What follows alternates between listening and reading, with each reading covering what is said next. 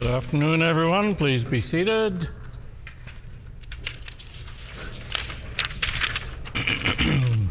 Routine proceedings, introduction of bills. The Honourable Member for Radisson. Thank you, Honourable Speaker. I move, seconded by the Minister of Labour and Immigration, that Bill number 218, the Celebration of Philippine Independence Day Act, Commemoration of Days, Weeks, and Months Act, be now read a first time.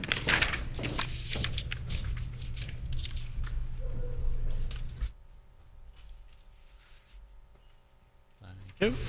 It's been moved by the Honourable Member for Radisson, seconded by the Honourable Minister of Labour and Immigration, that Bill number 218, the Celebration of Philippine Independence Day Act, Commemoration of Days, Weeks, and Months Act amended, be now read a first time. The Honourable Member for Radisson. Honourable Speaker, I rise today to introduce Bill 218, which will recognize and celebrate June 12th as Philippine Independence Day in Manitoba. Being my first bill, I am honored that it is one that acknowledges the Filipino heritage that raised me. This bill brings attention to the colonial history of the Philippines, our people's journey to independence, and the intersectional experiences of Filipinos living in Manitoba's diaspora. Mga kapwa ko, malaya tayo. My friends, we are free. Mabuhay, mga Pilipino. Maraming salamat po.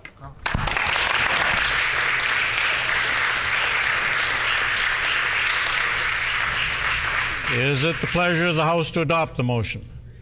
Agreed and so ordered. The motion is hereby adopted. Committee reports. The Honourable Member for River Heights. Honourable Speaker, I wish to present the fifth report to the Standing Committee on Legislative Affairs.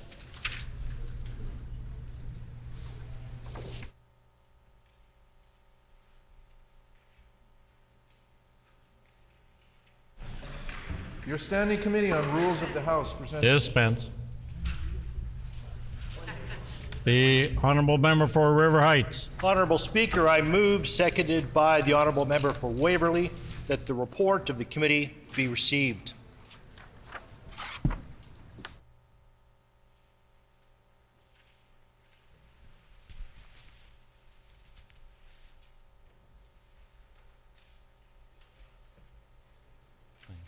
It's been moved by the Honourable Member for River Heights, seconded by the Honourable Member for Waverley, that the report of the committee be received. Is it the pleasure of the House to adopt the motion? Agreed and so ordered. The motion is accordingly adopted. Ministerial statements. The Honourable Minister of Families. So, well, I got it. The Honourable Government House Leader. Miigwech, Honourable Speaker, is there leave for the Minister of Labour and Immigration to do a ministerial statement on Filipino Heritage Month, despite the fact the required notice was not provided? Is there leave for the Minister of Labour and Immigration to do a ministerial statement on Filipino Heritage Month despite the fact that the required notice was not provided? Is there leave? Agreed and so ordered.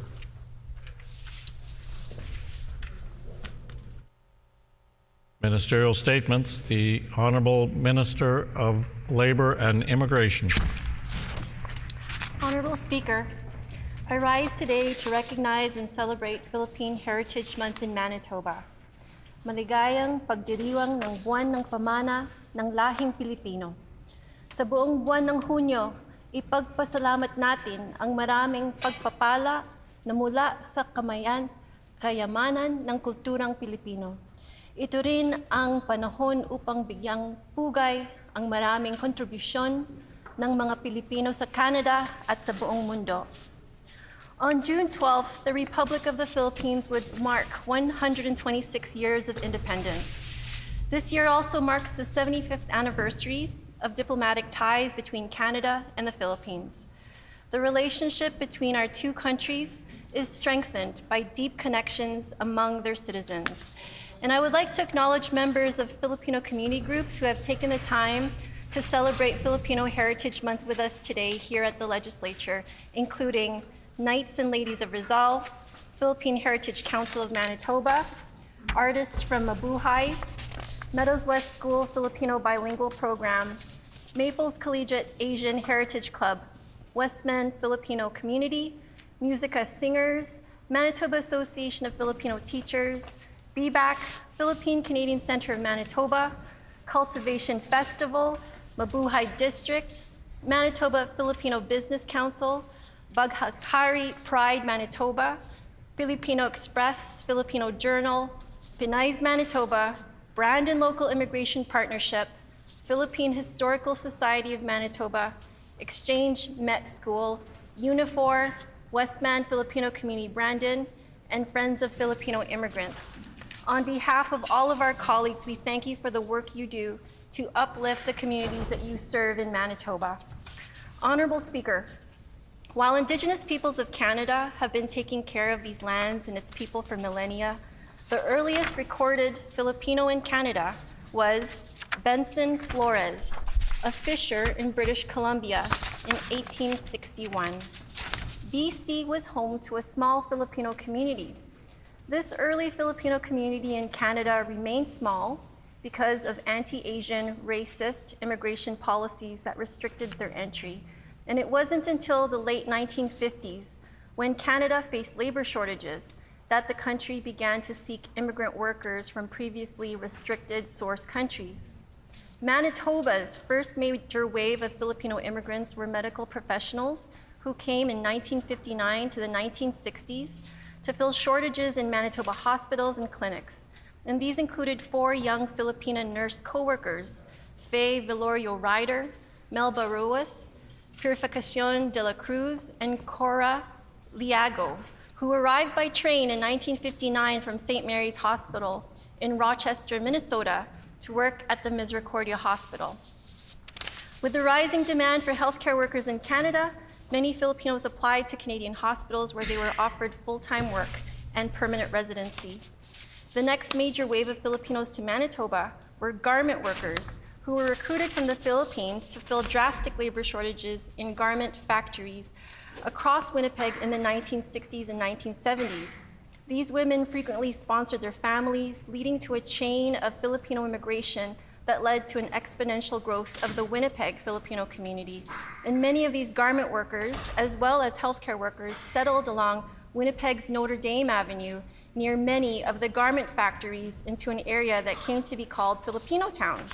Today, Filipinos living and working in Manitoba number over 100,000, and we contribute to the life, work, and revitalization of communities of faith, to rural and northern communities, the arts, and most notably in the manufacturing sector and care sector. In particular, Filipino workers and their families at High Life and Nipawa have helped to revitalize the town and surrounding region. Honorable Speaker, our government recognizes the role of the Filipino diaspora has in our shared history, the growth and development of our province and our nation. As a Filipino politician, alongside the MLA for Radisson, our Premier, and our entire NDP team, it is our honor to work on shared priorities with the Filipino community, creating safe and clean communities, addressing pay gaps for racialized women, providing pathways to work for newcomers in their field of study and work experience, the promotion of the arts, and the improvement of working conditions, pay, and benefits of folks in the care sector. We are a government committed to these goals, and we will walk alongside the community to achieve these goals together as one Manitoba. Gabayan nawa tayo ng Panginoon sa ating mga gagawin at sa mga darating pang panahon. Maraming salamat po. Thank you, Honorable Speaker.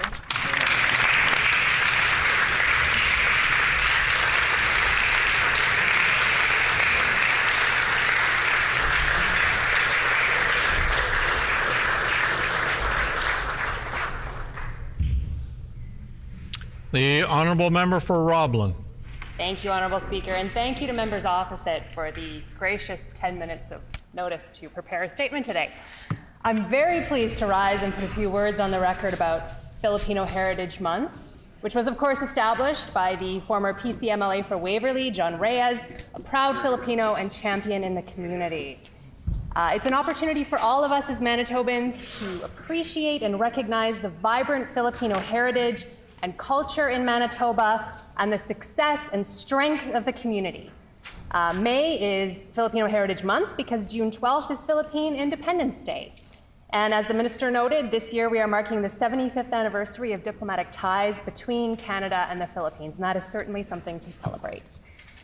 Filipinos have chosen to call Manitoba home since the 1950s, establishing roots in every corner of the province and have become an integral part of our province's social, economic, political, and cultural fabric.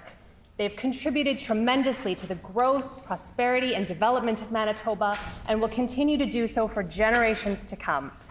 As health critic, I have been privileged to meet many of the healthcare workers who have come to Manitoba from the Philippines.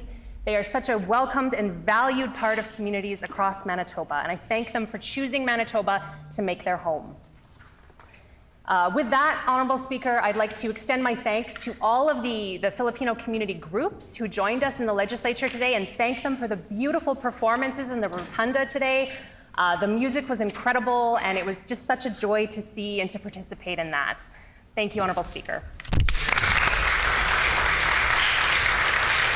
The honourable member for Tyndall Park. I ask for leave to respond to the minister's statement. Does the honourable member from Tyndall Park have leave?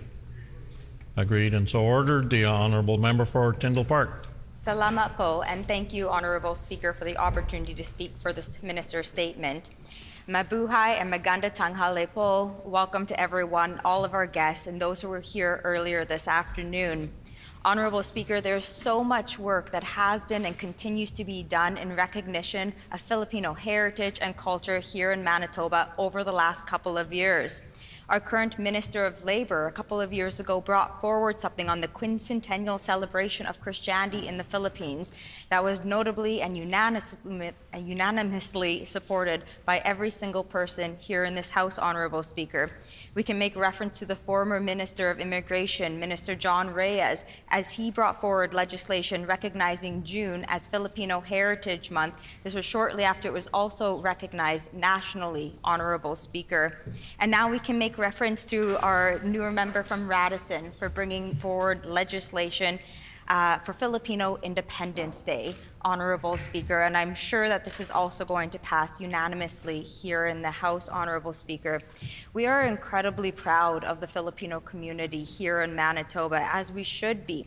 And throughout Canada, Honorable Speaker, it's kind of neat. We have now surpassed 1 million people of Filipino heritage in our country here in Canada, something we should be extremely proud of. From all sectors and all parts of the Philippines have spread throughout far and wide, from coast to coast to coast within the country of Canada. And we have one of the largest populations here in Manitoba, specifically in the north end of the city, which I have the honor of representing in the constituency of Tyndall Park. The Filipino community has brought so much culture to our province, Honorable Speaker. They have contributed so much, and my colleagues have made reference to this in every single sector of our economy, Honorable Speaker. The work ethics are unattainable for many people, Honorable Speaker, and the Filipino community, they crush the work ethic, Honorable Speaker. They crush the hospitality. They're so welcoming to everyone throughout the province, and again, that's why we're so lucky to have such a growing Filipino heritage community growing here in Manitoba. So I think it's wonderful to be able to kick off the celebration here at the legislature.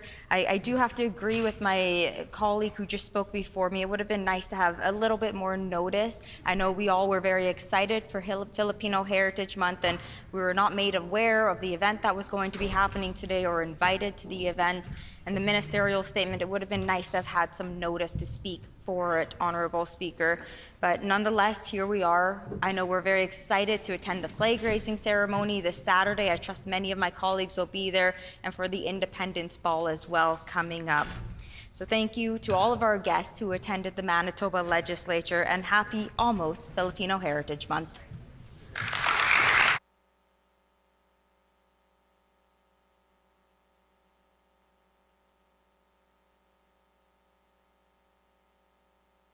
The Honorable Minister of Health, Seniors, and Long-Term Care.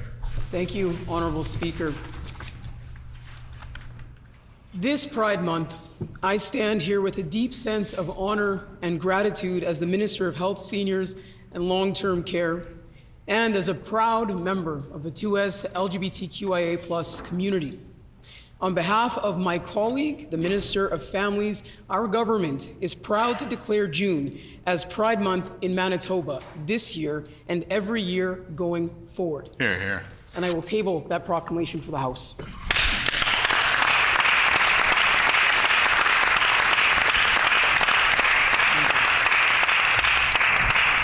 This proclamation affirms what our government already knows, that 2S LGBTQIA+ people deserve to be recognized, protected, and celebrated here in Manitoba. Pride is a protest. Pride is a celebration. And pride is a daily action that extends beyond June throughout the entire year. And it's an opportunity to recognize and thank those who paved the way and fought tirelessly to establish our fundamental human rights across the nation. Here in Manitoba, we have a rich history of Indigenous, Black, and people of color and allies who have contributed to the social, economic, and creative fabric of our province. To kick off Pride Month, we were so proud to have hosted the first ever Pride in the People's Building event just yesterday in this legislature. This past Tuesday, time is flying, in this legislature. Whenever you invite drag queens to any space, Honorable Speaker, it's fair to say that it becomes a better place for absolutely everyone. And we were honored to have a transformative collective in the Bannock Babes here celebrating Pride with us and community. It's important to note that after last summer here in Manitoba, when the 2S LGBTQIA+ community experienced so much harm at the hands of the former PC government, we knew that there was a lot of work that had to be done to rebuild trust in our communities. Together, we have come so far in just a few months. We have a premier that stands on the side of trans kids. We have the first trans MLA and the first non-binary cabinet minister in Manitoba's history. Amazing man of God. Our government is poised to pass two bills, one that will no longer require the publication of someone's original name if they are two-spirited, transgender, non-binary, or gender diverse, and one that will enshrine March 31st as the Two-Spirit and Transgender Day of Visibility here in Manitoba. And, as I already stated, the Minister of Families is proclaiming Pride Month, June. So yes, we have come very, very far in a short amount of time since we saw that hate-filled campaign last October. And in spite of members opposite on the other side of this chamber, and in spite of everything they have done to advance their own mean-spirited agenda, including doubling down on their divisive and hateful election campaign, and we saw evidence of that just this morning, unfortunately, Honorable Speaker, when the opposition benches, 4 members voted against recognizing the Two-Spirit and Transgender Day of Visibility. And I want to be clear to all Manitobans, especially to youth, that despite those who might vote against your humanity, you have a government that stands with you, and you deserve to be loved and protected by the people who represent you across this province, and you can count on our government to do just that. That's right. Just this morning, we saw this happen, and yet we saw just last fall that love won when Manitobans made a choice in October, and we have been able to make huge strides to build a better Manitoba as a result of that. One Manitoba for everybody. In December, we committed to a broader coverage of HIV medications in our province to remove barriers to treatment, care, and prevention, and we're delivering on that commitment for Manitobans. I'm so pleased to announce that our government is removing the barriers to accessing HIV and AIDS medication by providing PrEP, PEP, and ART for free starting on June 3rd this year.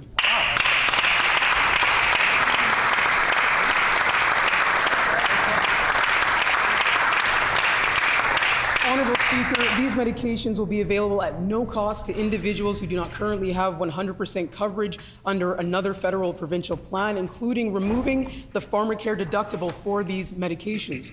We're also expanding access to HIV medications to Manitobans by removing the requirement for healthcare providers to register in order to prescribe PrEP. Now, your primary care provider can prescribe PrEP as part of routine care, so folks who want to access PrEP can get it from the care provider they feel most comfortable and safe with exactly when they need it.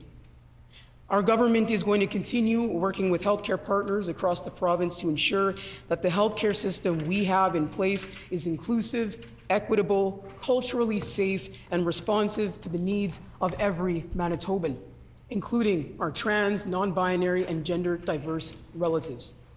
Gender-affirming healthcare is critical, and it is, in fact, life-saving. All Manitobans deserve access to safe and dignified healthcare, and our government is committed to providing that. We're proud to be developing policies that respect and uplift folks accessing gender-affirming care.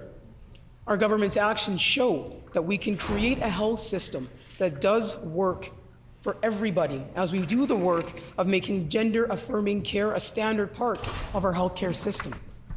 We're working to increase culturally safe and trauma-informed providers' access to these folks by removing barriers such as cost and unnecessary approvals, by supporting youth in their gender-affirming journeys, and improving mental health supports for those in the 2S LGBTQI+ community. Our healthcare system must be for everybody. Providing services that are equitable and attuned to the distinct needs of communities that they serve is key. Lastly, I want to recognize the importance of authentic allies and remind this chamber of the danger of opportunistic allies. Pride is meant to be a space of safety, celebration, activism, and community. It is not a place where politicians with self-serving agendas show up for photo ops and then go out and spew hateful rhetoric that hurts our communities. Our government's progress and ongoing work honors the spirit of Pride and the values it embodies, the values of dignity, respect, and of love. Today, I invite all Manitobans to celebrate Pride Month and to walk alongside the 2S LGBTQIA+ community each and every day of the year. Thank you, and happy Pride, Manitoba.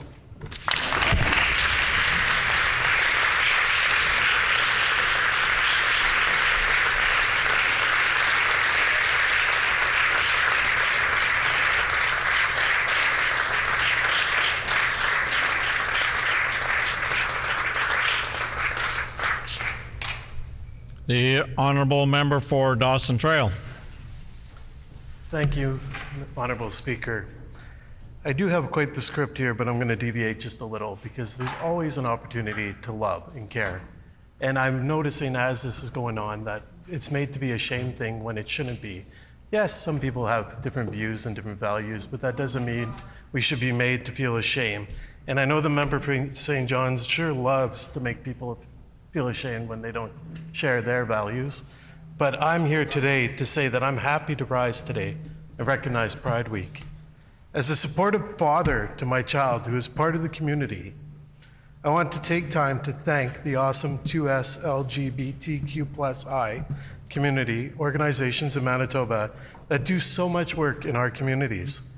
Like Pride Winnipeg, Rainbow Resource Center, and Clinic Community Health, and the many smaller Pride organizations across the province, Pride is about sharing experiences, celebrating diversity, freedom, bringing awareness, and highlighting the 2S LGBTQI+ community. I look forward to the parade this weekend, and I hope everyone who comes out has a great time on Sunday. In advance, I want to give a big thank you to the hundreds of volunteers that will make the festival this weekend possible. It is a ton of work. The 2S LGBTQI+ community in Manitoba and the rest of Canada has come a long way. I'm happy that Pride is going on, and happy Pride, Manitobans.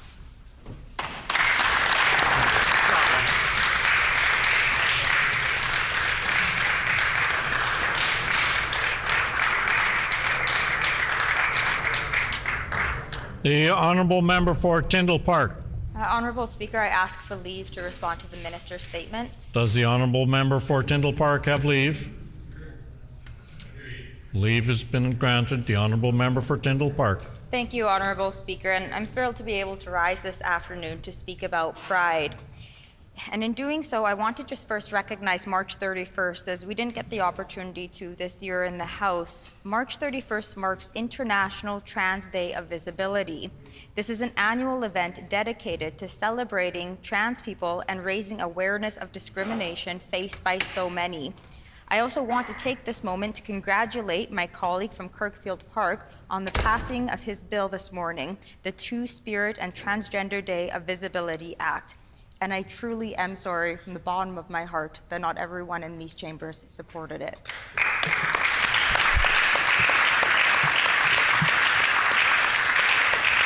Honorable Speaker, there is so much work needing to be done, and we have a big role here at the provincial level.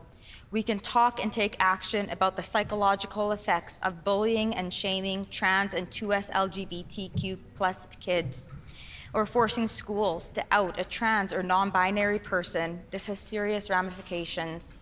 We know that trans and other 2S LGBTQ+ youth are well documented as being at far higher risk of suicide than any other demographic, and jurisdictions with laws that limit folks have a pronounced significant uptake in hate crimes towards members of the community.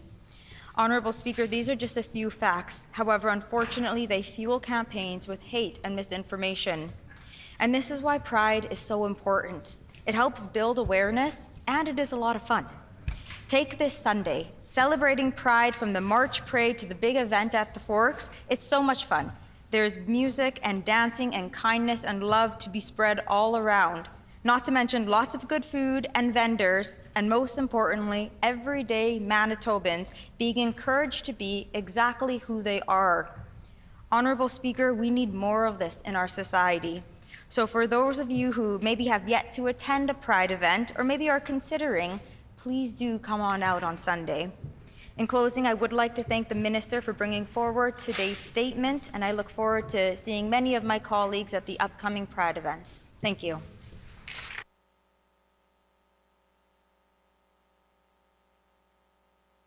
Just before we move on to member statements, there are some students in the gallery that may have to leave before we're finished. So we have seated in the public gallery from Linden Christian School 25 grade 9 students under the direction of Nick Jansen.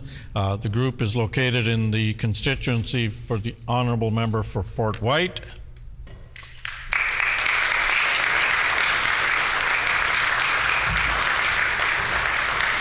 Also, we have seated in the public gallery from Odina Colony School 5 students, and they are guests of the honorable members for Riding Mountain and Agassiz.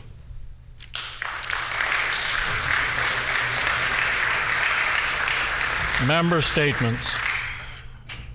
The honorable member for Radisson. Thank you, Honorable Speaker. Filipino Manitobans are well represented in our province's labor force. However, we were severely underrepresented in decision-making for a very long time. So it is with great pride that I acknowledge our Minister of Labor and Immigration, a strong Filipina who works tirelessly to make our workplaces safer and more equitable. Her leadership is a testament to the progress that we as a province are making, and I am honored to be her colleague and to have bonded over our common experiences. We both know that Filipino representation in skilled professions is not a mere coincidence, but a testament to our collective journey. In the 50s, the first large wave of Pinoys immigrated as healthcare professionals ready to help heal our sick. They were followed swiftly by garment workers, home care workers, teachers, and tradespeople. We began to sponsor our relatives thanks to an NDP provincial nominee program that was started in the 90s, the impact of which cannot be overstated. The work of the NDP is the reason that my family is here today and the reason that I have the privilege of addressing you from this seat. Skilled labor is the very reason we are brought to Manitoba and the same reason we pride ourselves on staying and calling this province home. It has not only changed our lives, but has also enriched our communities. We are globally known as resilient people. However, we are not only resilient, but relentless. I see this in the teacher who devotes his mornings, afternoons, evenings, and weekends to his students. I see this in the small business owner who rolls up her sleeves and busses tables with her staff. And I see this in every kapwa who refuses to accept any less than what they know they're worth. I want to uplift the commitment and determination of every single one of you in this province as we depend on you for care, for service, and for leadership.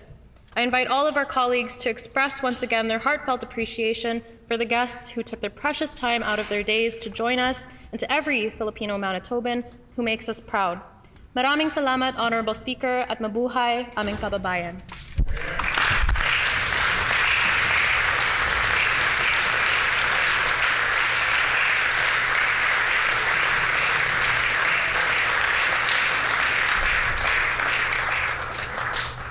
The honourable member for Red River North. Anxiety disorders are among the most common of all mental health concerns, as 1 in 4 children and adults will be affected with anxiety disorder. Anxiety disorders can and does take a heavy toll on society with significant personal, societal costs, including time away from work, lost wages, decreased productivity, reduced quality of life, and frequent use of our healthcare services. Anxiety Disorders Association of Manitoba, or ADAMS Foundation, is built on the peer support model utilizing a clinical approach called Cognitive Behavioral Therapy, or CBT. This approach was developed by Dr. John Walker, a Manitoba psychiatrist and founder of Anxiety Research Department at the St. Boniface General Hospital. Dr. Walker goes on to say, "I'm proud that this approach is treating anxiety has become the gold standard as the leading treatment for anxiety disorders across the globe." I myself, as a young entrepreneur in my 20s, husband and new dad in the late 80s, reached out to Adam for support, and later was honored to serve as a peer support facilitator to help other Manitobans experiencing issues with anxiety. Honourable Speaker, today, across all party lines, across all party lines, Honourable Speaker, the team at ADAM are inviting everyone in this House to join them on June 10th for the Blue, Orange, and Red Rally at 4 4th Street from 4 to 6 p.m. June 10th is Anxiety Action Day, a day dedicated to create awareness about anxiety, to reduce the stigma, and to raise funds for mental health organizations like ADAM. I ask my colleagues to join me in welcoming to the gallery today Executive Director Scott McFadden, along with staff and great volunteer members from the Anxiety Disorders Association of Manitoba, whose names will be added to Hansard. Thank you, Honourable Speaker.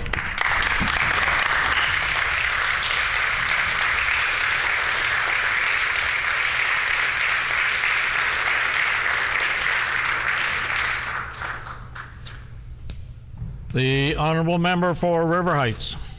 Honourable Speaker, I rise today to pay tribute to a true legend in the Manitoba medical profession, Dr. Nathan Wisman, whose unexpected loss on December 13th, 2023, leaves the many Manitoba families touched by his work and kindness with a profound sense of loss. Dr. Wisman grew up in the north end of Winnipeg and received his MD from the University of Manitoba before completing a fellowship in pediatric surgery at the Boston Children's Hospital, an extension of Harvard.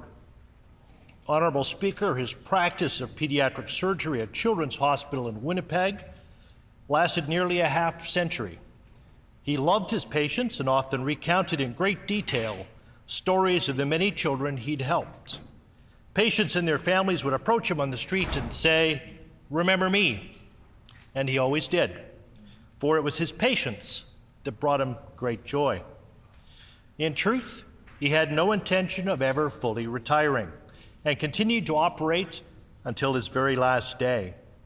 He felt privileged to mentor, support, and work with colleagues, nurses, and healthcare professionals who also enriched his day-to-day life and brought him much happiness.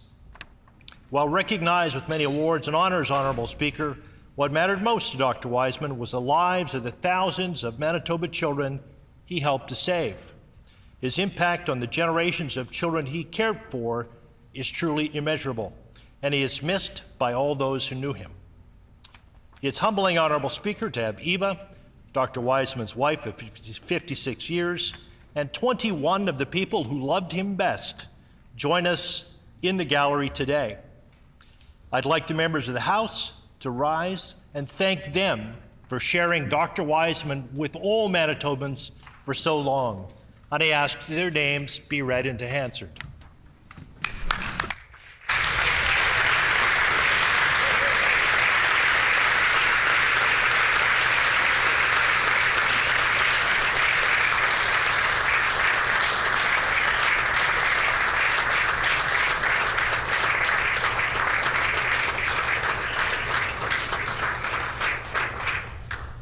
The honourable member for Fort White. Ciao, buongiorno. That's all the Italian I know. It is my great pleasure to rise and recognize Italian Heritage Month in June. This celebration holds special significance for many in Manitoba, but there is no place more symbolic of Italian culture and heritage in Manitoba than in my riding of Fort White at the Kubota Centre. The Kubota Centre opened its door in 1998, and for 26 years it has been a cornerstone of Italian culture in the riding of Fort White. Owned and operated by the Italian-Canadian League of Manitoba, which has proudly served our community for 55 years, the centre has grown to become a vibrant hub of cultural, educational, and social activities. Today, the Kubota Centre is much more than a building. It is the heart of Italian heritage in Manitoba. It hosts the amazing Italian Pavilion for Folklorama, offers Italian language classes, and supports the amazing Stel de Calabria dance group. Additionally, it serves as a home for the Sons and Daughters of Italy and houses the Honorary Italian Vice Consulate Office for Manitoba, as well as the Italian-Canadian Foundation of Manitoba. You can't forget to grab an espresso at Cafe 13 or get a game of Scupa, Bruscola, or Tereste, which they still won't teach me how to play, or the amazing catering services of Sorrento's. At the Kubota Centre, I want to give a special shout out to Carly and Jerry up here for making the best extra cheese pizza for my son.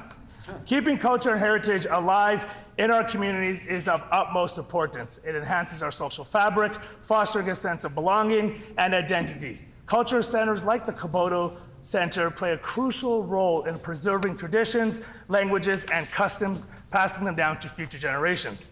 The Kubota Centre stands as a testament to the dedication and passion of Italian Canadians, and I'm proud to acknowledge their contribution in the riding of Fort White. With us here today is Remo Aiello, John Allegro, Tony Pesci, Pamela McFarland, Paolo DeLuca, Paulina Cuda, Alex Baxina, Jerry and Carly Lamonaco, and Michael Epesco. I want to ask that my colleagues here stand and recognize all of their amazing work for making Manitoba better and sharing their Italian beautiful culture with all of us.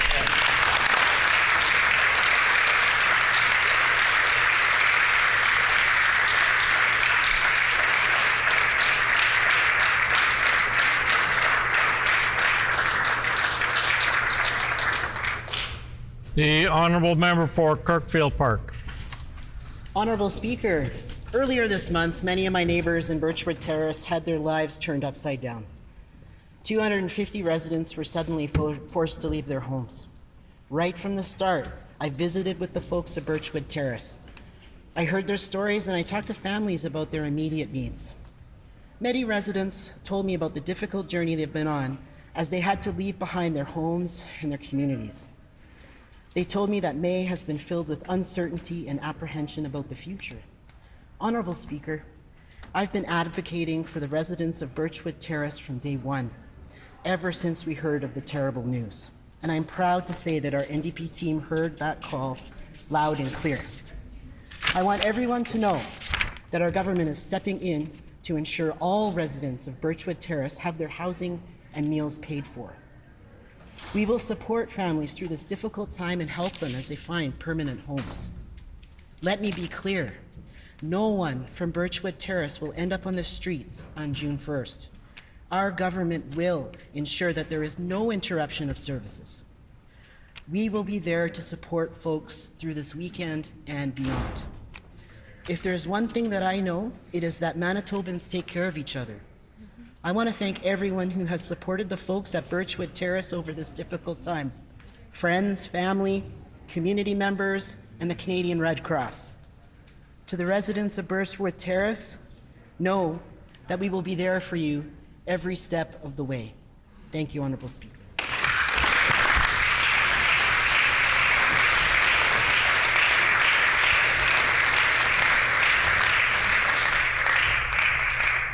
Prior to oral questions, there's some more guests in the gallery I would like to introduce. I'd like to draw the attention of all honorable members to the public gallery, where we have with us today Paul Mitterick and Laurie Wareham, who are guests of the honorable member for Lac du Bonnet. On behalf of all honorable members, we welcome you here today.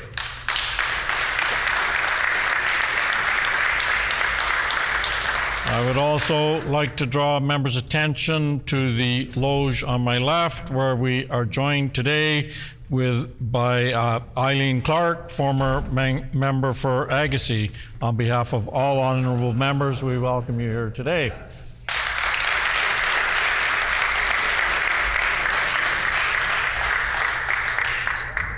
Oral questions.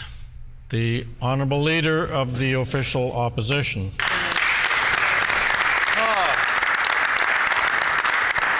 Thank you, Honorable Speaker. Happy Filipino, happy Pride, happy Italian month coming up. Happy 142nd birthday to the city of Brandon today. And I would like to give a big shout out to our 3 pages, Sophie, Deborah, and Sean, for being here as well. Here we go. The Premier and the Health Minister have repeatedly said that out-of-province options aren't worth the cost. I think if you asked any patient that received that care, their families and friends or patients, now wishing they could access that care, would disagree. All Manitobans know the NDP cutting out of province surgeries is leaving patients waiting longer in pain. Can the Premier please explain to Manitobans and to all Manitoban patients why he thinks offering them options when wait times here are too long is just too expensive for this government?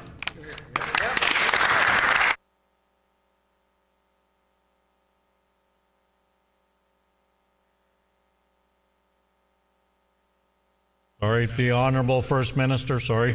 We could pay for 3 surgeries here in Manitoba for what the PCs were paying American companies to deliver these services. That's right. We're investing in healthcare right here at home. But I want to say clearly to the members opposite, hate has no place in this chamber. That's right. Earlier today, we saw a shameful display. There's an opportunity to vote on a bill that would simply say that you recognize the existence of trans and Two-Spirit Manitobans and that you acknowledge their dignity. Sadly, the former Premier of Manitoba, the member for Steinbach, voted against that, along with the members for Borderlands, La Vérendrye, and Springfield Richaud. But I want to make clear to the people of Manitoba that this is not a failure of those 4 MLAs. This is a failure of leadership on the part of the member of Lac du Bonnet and for every single member of the PC caucus. You have a responsibility to children in this province to make sure that hate doesn't make its way to the floor of the legislature, and today you failed in that duty. Member's time is expired. The honorable leader of the official opposition on a supplementary question. What about the kids in Ottawa? Honorable Speaker, once again, How do you feel about them? Premier stands today in his place, dodges and deflects from the fact of their failing government, Honorable Speaker. I'd like to take this opportunity to tell a story about a constituent. Paul needed surgery. With his daughter's wedding on the horizon, he was concerned that not getting surgery would impact his ability to participate in the ceremony. He was in pain and he needed help. Luckily, Paul's doctor referred him for an out-of-province surgery. He was healthy, willing, and thankful to get care faster, paid by Manitoba Health. Paul was able to dance with his daughter at her wedding, and that was something really, really, really special. If he had not had that option, he's not sure he could have been there for his daughter that night. It's an option that is no longer there for Manitobans like Paul. Paul and Laurie join us in the gallery today. These are the stories we're learning from Manitobans now that this Premier fired the top doctors in charge of the surgical task force and cut out-of-province options for patients waiting. Member's time has expired.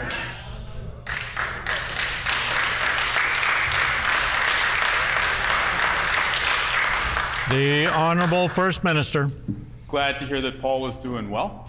With our approach, we'll be able to pay for 3 times as many surgeries. Plus, we're still working with Doctors Bichelle and Doctors McDonald. We're fixing healthcare where they cut it, where they closed emergency rooms. That's right. But earlier today, when we saw the members engage in an act of hate here on the floor of the legislature, I feel compelled to apologize publicly to my colleague from Kirkfield Park. Manitobans saw the hateful rhetoric from the election campaign last year, and they responded by electing the first trans person to the Manitoba legislature. That is a credit to the people of Manitoba. And so to the members opposite who voted against, no one is asking for you to go to Pride. No one is asking for you to be gay. People are just asking you to recognize the existence, the dignity, and the human rights of people in this very chamber. How can the PC caucus, one, allow themselves to be divided?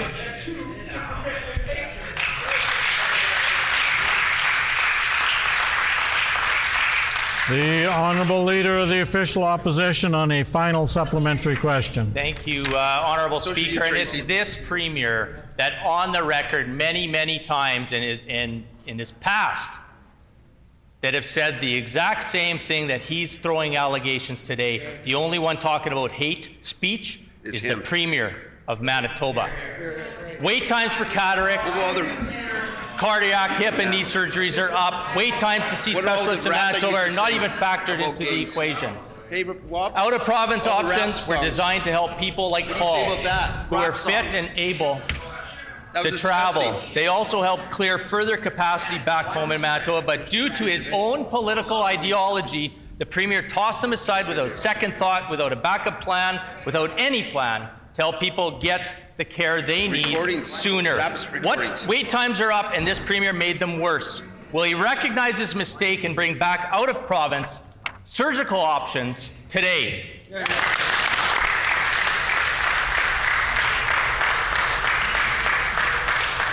The Honourable First Minister. We're paying for thousands more surgeries than the PCs ever did because we're focused on fixing healthcare right here in the province of Manitoba. If the member opposite wants to make this a question of leadership, let's go. Every single member on the government caucus will stand with the LGBTQ community every single day. We just had an election. The member opposite, for the first time in recent memory, has a split caucus. For the first time, a party leader came in here and he couldn't marshal his MLAs to vote in the same direction. Setting aside the issue of where you stand on trans rights, it's a clear failure of leadership. We stand united every single day. They can't even look themselves in the mirror, much less look across the caucus table. We have a responsibility to young people in the LGBTQ community to say that we see you and we respect you. If the members opposite can't bring themselves to that...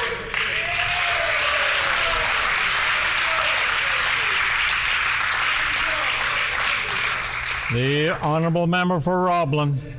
According to Dr. Paula Gordon, a radiologist and breast health expert at UBC, the National Task Force recommendations released today on breast cancer screening are based on data that is decades out of date. When I spoke to her this morning, she told me in no uncertain terms that the task force recommendations are all wrong. Every other province in the country has already acted on this issue by lowering the age for screening or announcing when they will do so. There is no legitimate reason for the NDP not to act. Is the NDP going to hide behind the task force, or will the Premier join every other province in the country and lower the age for breast cancer screening in Manitoba?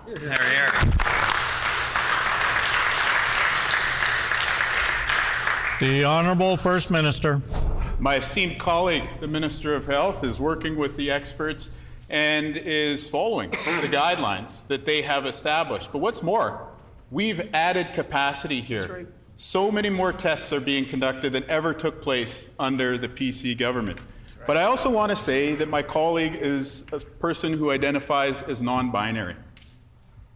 How does the member opposite stand by what took place in the House here this morning?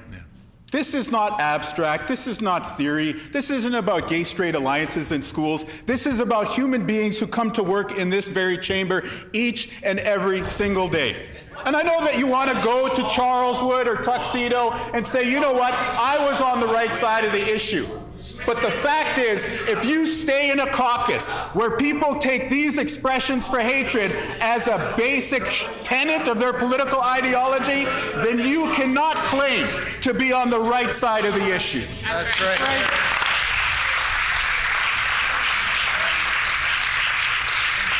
The honourable member for Roblin on a supplementary question. I know that the Premier can't help but provide hyper-partisan political responses to every question that comes up in this legislature, but this is not a political issue. This is about doing what's right for women in Manitoba, who should not have to fight to get the same level of care that is available in every other province in Canada. Will the Premier give women the same opportunity as the rest of Canada and start the process of lowering the age to 40 for breast cancer screening in Manitoba today? Yes or no?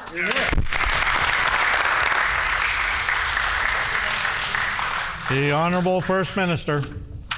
We're improving health care for women. We're improving health care for trans people in Manitoba. And the members opposite won't have a chance to vote against that. I want to read a question in response to the vote that came forward this morning from a student from the University of Manitoba who spoke at committee, a trans student. And I quote, I ask you, what about us is so abhorrent to you that you would vote against a bill that merely acknowledges our existence? We are your constituents. We are your friends, family, and community members. We are human beings. Please consider the harm you do when you deny the existence of a group of people who are so desperately fighting for their rights to simply live our lives. End quote. What do you say to that student? What do you say to members of the LGBTQ community? And what do you say to all the decent Manitobans who merely expect public servants to be allies?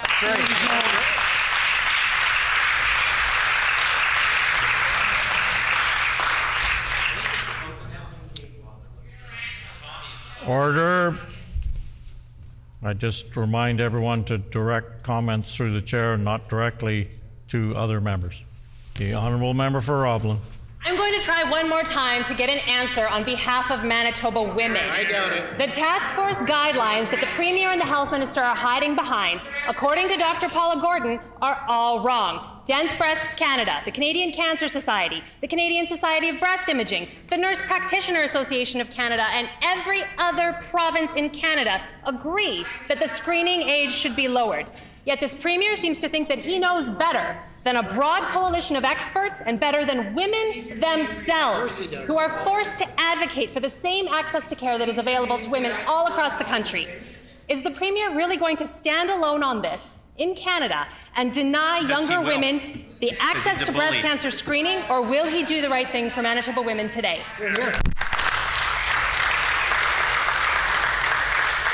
The Honourable First Minister. We are listening to the experts, and we will continue to do so. As the advice evolves over time, we will keep pace with it.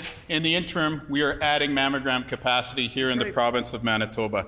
However, every single time that the PCs engage in hatred, we will call it out. I know what they are thinking. Get through the day, have a split caucus, scurry back to your constituencies and say, well, I didn't vote against the bill, I was on the wrong side of the, or I was on the right side of the issue. But that is a failure of leadership. Every single one of you that has a conscience has a responsibility to call out the hatred of your colleagues. They are making a political calculation that they think they will only have to answer to the lonely trans student or the lonely trans child. But I have an answer for you, PC caucus. Every time you engage in it, you will have to answer to the Premier of Manitoba, the Cabinet of the province, and the entire government of Manitoba.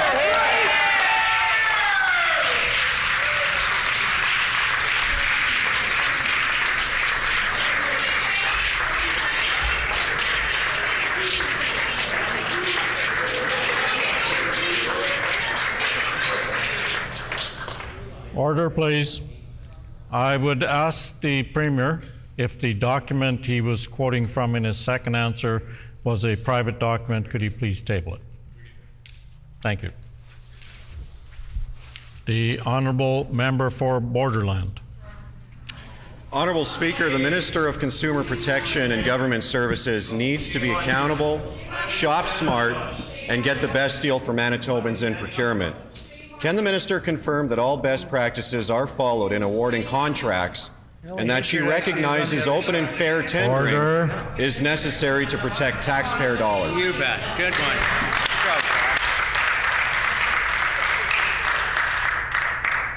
The Honourable Minister of Transportation and Infrastructure, Consumer Protection and Government Services. Thank you, Honourable Speaker. I appreciate that question. You know, it's an opportunity to share the fact that the procurement policy in this province was, I believe, 26 years old, maybe a little bit older, and 348 pages long. So no wonder the folks on the other side of the House who never did anything to update that stumbled along so horribly over the last 7.5 years when it came to procurement or getting anything done in this province. So I am happy to say that that policy is being updated. It's going to be an absolute treat for the public service to use when we bring that forward. And in the meantime, it is also an opportunity to say to my colleague on the other side of the House that there are a lot of responsibilities to be through Member's the chair. time has expired. Oh, damn.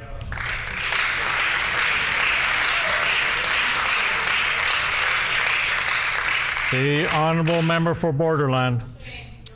I ask, Honourable Speaker, because I am deeply concerned by some of the contracts that I have seen awarded by this minister. This Premier and his entire team... Order, please. Order, please. I would ask the member for St. John's to come to order, please. The Honourable Member for Borderland. This Premier and his entire team love to talk about fuel prices, but it sure looks like they have been buying their way out of a problem with taxpayer dollars. In April, this minister awarded contracts totaling over $145 million for fuel, and I table these contracts. Why is this minister cutting checks to out-of-province billionaires? Here, here. The Honourable Minister of Transportation and Infrastructure, Consumer Protection and Government Services. Yeah, thank you, Honourable Speaker. I'm really happy for the opportunity to answer that question. Well, actually, not to answer that question, because what I want to say to the member for my colleague across the way is that he has a responsibility as an MLA in this House to support the dignity and the lives of everybody in this province. He has a responsibility to the constituents of Borderland to want his constituents to stay alive, to want to support their dignity and humanity, regardless of their gender identity or their sexual orientation. First time has expired. The Honourable Member for Borderland on a final supplementary question. WEX Canada, $98 million. Suncor, $45 million. Imperial Oil, $1 million. For Refuel Canada, $800,000. Wow. Federated Co-op, $500,000. Wow. Can the minister explain why has she cut a massive check to fuel suppliers? Here, here. Oh. The Honourable Minister of Transportation and Infrastructure, Consumer Protection and Government Services. Thank you, Honourable Speaker, and this is also an opportunity for me to thank the public servants in EMO, as well as in EDIT and NR, and many of our other departments who worked really hard around the clock at the beginning of the issue with our pipeline, with the pipeline that was closed down here in Manitoba. So a lot of decisions were made in order to keep gas flowing and oil flowing, airplane fuel flowing to people in Manitoba over the last few months. And it's also, I have a few seconds left, so I can just say one more time to the, through the chair to the member of Borderland, there is no Member's place time for has hate in this expired. chamber.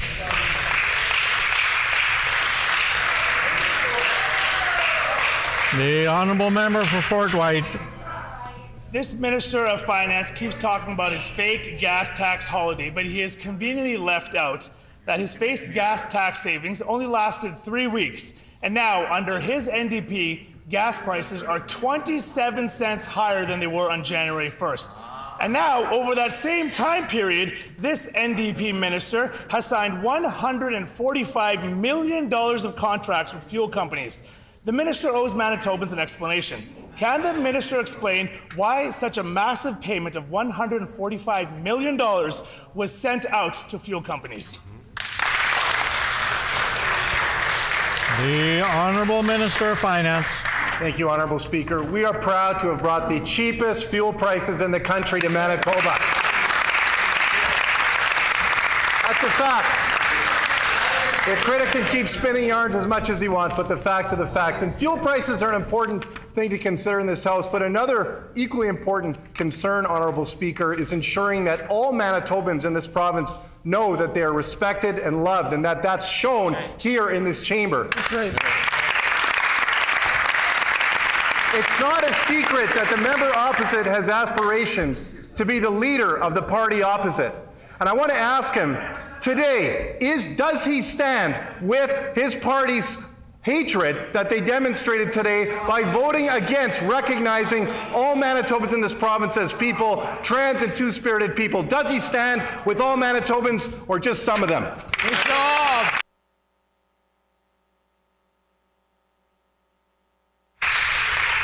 The Honourable Member for Fort White on a supplementary question. Honourable Speaker, for the record, that's 85 non-answers by this minister and 1 non-answer by the Minister of Infrastructure. It is a real shame that the NDP want to attack. They want to attempt to shame. They want to bully. You can listen to them now heckling, bullying, and intimidating us for simply asking questions, doing our job on this side of the House. Multi-year contracts are normal. However, the previous contract in 2020 was $15 million. This new contract is $145 million, 10 times the amount. Once again, I call on this minister to explain himself. Why was a payment of $145 million sent out of province to billionaires? Hear, hear. The Honourable Minister of Finance. Again, the member opposite, I think, is struggling. I know it's hard for him to deal with the fact that they charged Manitobans for 7.5 years every single day, 14 cents a litre. We've taken that off. We're making life more affordable. They aren't. But again, that's an important concern, Honourable Speaker. But we know that today we saw an unbelievable expression of hatred in this House today. Every single Manitoban deserves to know that they are loved and respected and that they have compassion being demonstrated to them by the people who stand up to act as leaders or apparent leaders here in this House. Unfortunately, that's not what we saw today. I asked the member opposite, as somebody who wants to be the leader of that party, does he stand in support of all Manitobans or just some? Great job. The Honourable Member for Fort White on a final supplementary question. Honourable Speaker, if the Minister of Finance wants to talk about leadership qualities, he can look to his own leader, who shames, bullies, attacks, threatens, and intimidates members in this House and outside. Let's just take a look at the previous record, Honourable Speaker. This minister is not answering any questions. Let's talk about that. 10 times the contract this NDP government has paid. 10 times the contract. $145 million, Honourable Speaker. Previous government paid $15 million. I'm having a hard time speaking. I know the Speaker can hear the member opposite yelling. Order, please. Order, please. I know we've had a very emotional day so far, but I would please request members not to be hollering back and forth. Thank you. The Honourable Member for Fort White. Thank you, Honourable Speaker. You can see members want to attack, they want to threaten, they want to intimidate, they want to bully. They don't want to answer questions. Why will the minister simply not say why he cut a check for $145 million for out-of-province billionaires?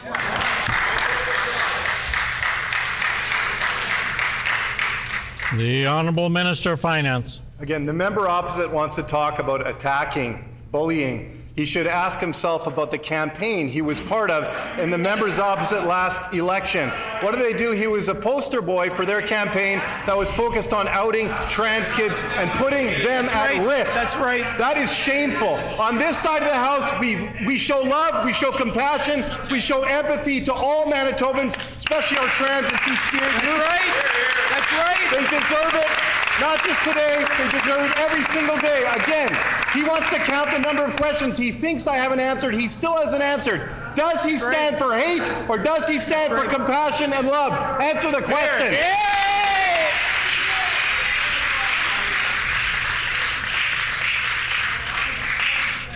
The honourable member for Portage-La Prairie. Honourable Speaker, the fact of the matter is the agriculture producers need this province support, and they're not getting it from this minister. A constituent of Lakeside has reached out to me and has documented the impact of the NDP Liberal carbon tax on their operation. $72,459 in 12 months. That is just carbon tax. Can the minister explain why he is refusing to support agricultural producers? The Honourable Minister of Agriculture. Well, Speaker, and thank you again for an agriculture question that I anticipated for the last number of weeks. And I want to thank the member opposite for asking an agriculture question. Obviously, there is the challenges the farmers are faced with today, and I bring this up to the importance of being an agriculture producer for 40 some odd years. And we see the weather challenges that producers are faced with today.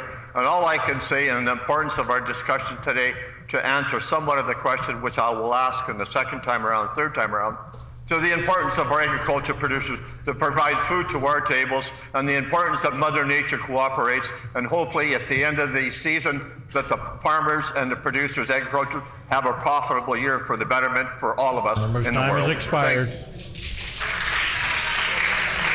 The honourable member for Portage-La Prairie on a supplementary question. Thank you, Honourable Speaker. Pretty tough to be profitable putting another $73,000 in the coffers. Honourable Speaker, do you know what's worse, Honourable Speaker? On April 1st, this government was silent as Justin Trudeau cranked that bill up by 23%.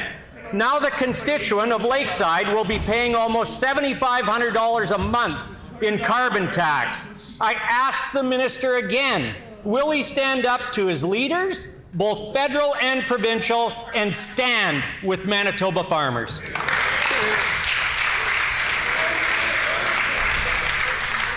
The Honourable Minister of Agriculture. Thank you so much, Honourable Speaker. And I want to point out a couple of commentaries that somewhat refers to winners and losers, and here's a prime example. The members opposite want to talk about winners and losers, but they made it crystal clear which Manitobans will lose out under the members opposite. The MLA for level, Andre, Borderland, Springfield, Richard, and Steinbach all stood up in this chamber to say that trans kids are not worth our commemoration. And I call on the member opposite, do you personally believe in that way of supporting your party's thought moving forward for what we have today in our discussion as a party from this side? Good job, Rod.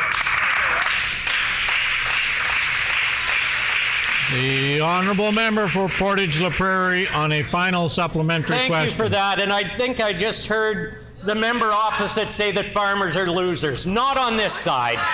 Manitoba farmers feed the world and their efforts feed our economy. Well, a member of Dauphin seems to think agriculture consists exclusively of ag crown lands. We on this side of the house know differently. I encourage him to come and join me as I meet with farmers throughout our province to hear their concerns. Farmers throughout Manitoba are being asked to pay more every day than their fair share on this punitive carbon tax. I ask the minister to show courage, buck his party philosophy, and stand with farmers, not Ottawa. Will he? The Honourable Minister of Agriculture. Thank you, Honourable Speaker. And obviously, members opposite had 7.5 years to take off the carbon tax, and they chose not to, but within government. But it's quite ironic for me to say this about the topic of importance today. Is some of our messaging, and this comes from the Dawson Trail member MLA, has quoted as saying this. Some of us messaging are almost hateful in my way. I just felt like I had to gone very far to the right of the stuff that my members are talking about. There are a few things that made me cringe over the past few weeks on the subject. And I ask member opposite again, do you honestly believe in what your party obviously Member's does time not has support? expired.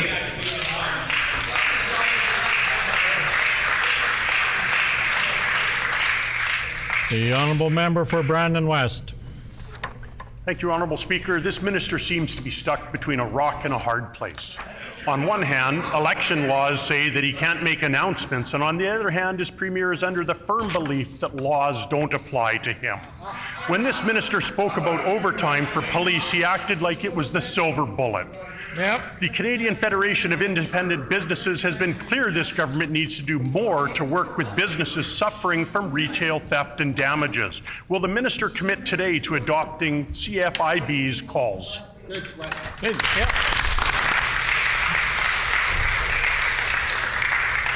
The Honourable Minister of Justice. Honourable Speaker, we're standing with law enforcement, we're standing with retailers, we're standing with communities. We're giving additional resources to keep our communities safe. When the member opposite talks about being between a rock and a hard place, he's describing his own situation. He wants to pretend that he's somebody new in this House. He's different from everybody else. He's different from the party that ran the deplorable campaign in 2023. And yet he stands with a caucus in this House and votes against trans people. He should be ashamed of himself. The honourable member for Brandon West on a supplementary question. Well, thank you, Honourable Speaker. Since the minister seems unaware, I will educate him. And let's table some material today. CFIB are calling for a more than $300 security camera rebate, or a bakery owner needing to catch officers on their way to a lunch break. A break I note that they skipped to take a report from a business owner and staff that were deeply concerned about a robbery in that day. They are calling for coverage for repairs. Will this minister commit to helping businesses who are victims of retail crime?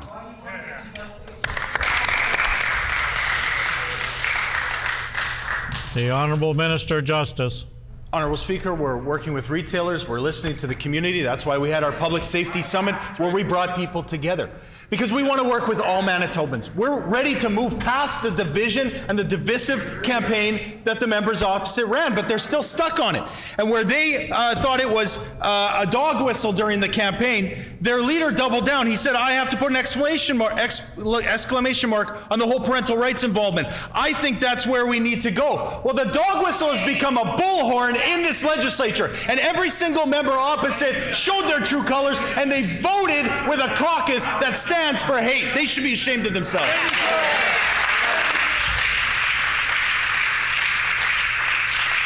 The honourable member for Brandon West.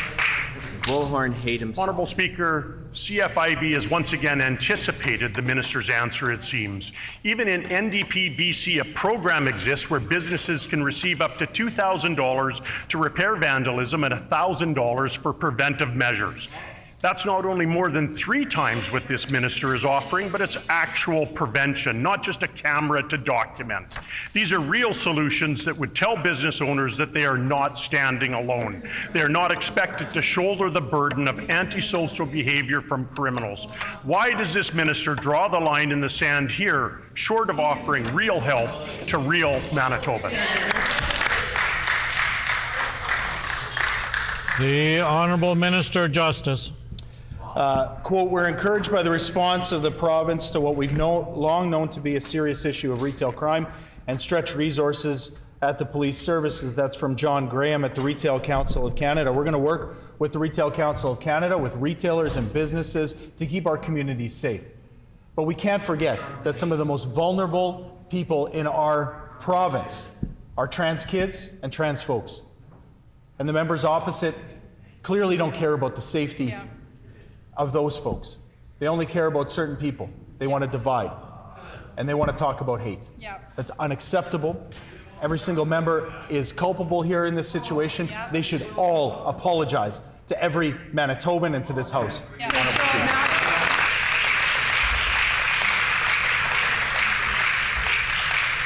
The Honourable Member for Tyndall Park. Thank you, Honourable Speaker. Musicians in the Winnipeg Symphony Orchestra are concerned about the financial sustainability of its ensemble. The WSO is facing significant cutbacks to its programming, which include much of its education programming for schools across the province. I understand that the minister responsible met with the WSO a few months ago, and he made many assurances. This previous fiscal year left them with a $1.3 million deficit and a depleted financial stabilization reserve. Has the minister taken any action since their meeting on April 11th?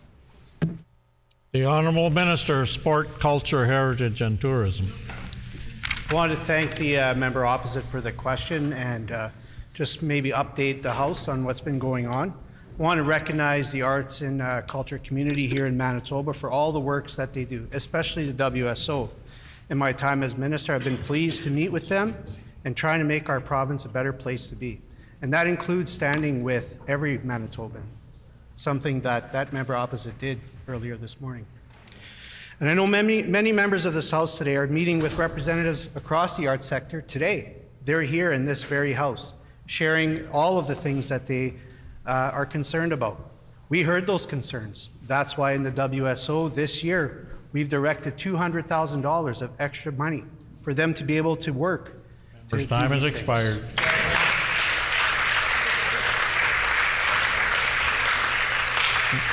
The Honourable Member for Tyndall Park on a supplementary question. Thank you, Honourable Speaker. The world-renowned Winnipeg Symphony Orchestra is such an important fixture here in Manitoba and our arts community. The orchestra contributes tremendously and does incredible outreach work outside of the concert hall.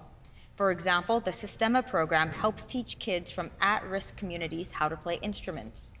We know the importance of music, whether it be for mental health, to learning, to fostering tourism in our province. Honourable Speaker, can the Minister share with us what are some actionable steps the province can take to help the performing arts sector right now as they have been struggling since COVID? The Honourable Minister of Sport, Culture, Heritage and Tourism. I just wanted to assure the member opposite that we're in constant contact with these arts communities. We are taking them in. We don't shut the door on people, we open the door. We've seen a perfect example today of shutting our doors on people. We choose to not acknowledge people. In this House, we acknowledge people. We acknowledge what the WSO does. We acknowledge what the MCCC does. We acknowledge what the WSO does, the opera, the MTC, film and music. That's why we've had historic, generational investments in this budget. Well, I wanted to talk about it in estimates, but the other side just delayed. And what did that sound like? I, comma, M, comma. Member's time has expired.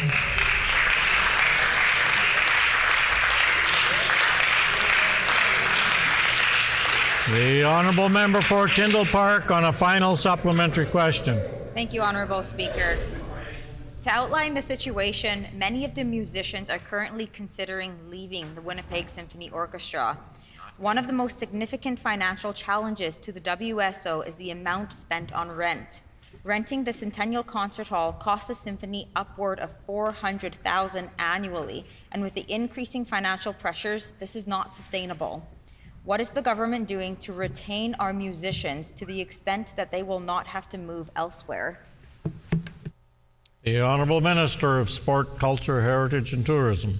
Just to reiterate, for the first time in a generation, we are investing in operating funds for arts community.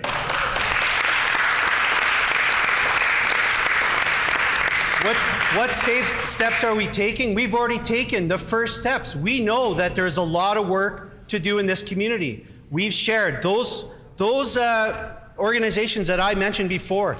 They're the arts and culture redwoods. The redwoods that protect the vibrant growth in jazz bands and music lessons across this province. They provide protection. My question for the House, who's going to provide protection for trans kids? Us.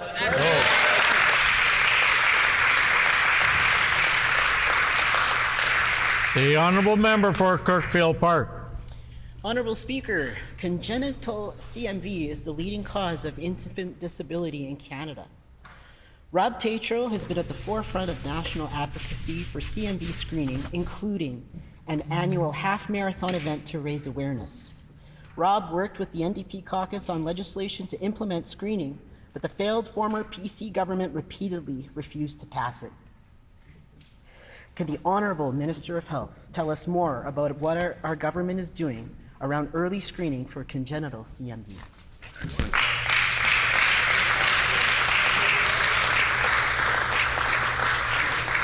The Honourable Minister of Health, Seniors and Long-Term Care. Thank you, Honourable Speaker, and I thank my friend for the question. I want to thank Rob and his family for their many years of advocacy in advancing the conversation around CMV and for his work with our caucus in drafting legislation despite the unwillingness of the previous government to advance it.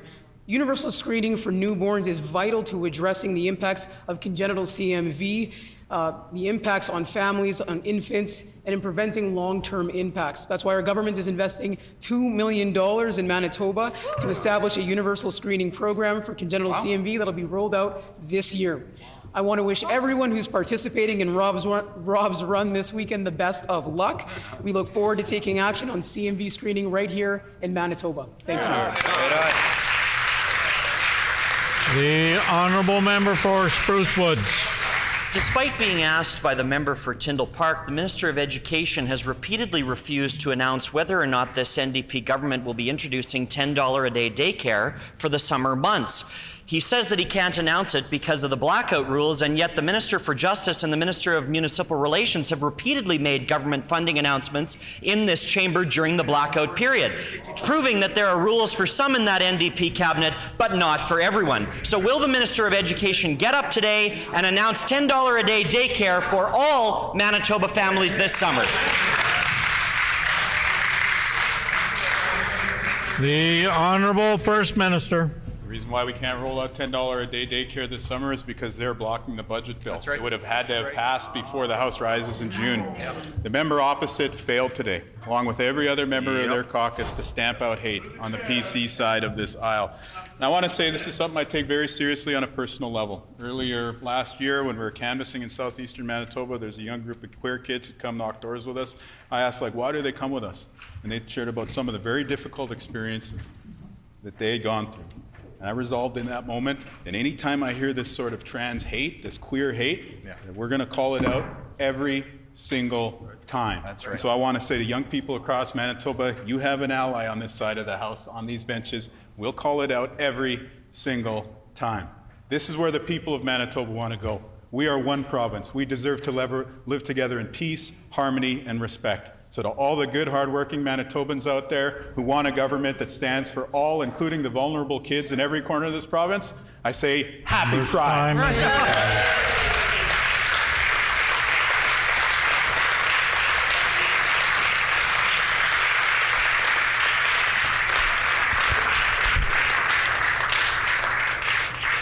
The time for oral questions has expired.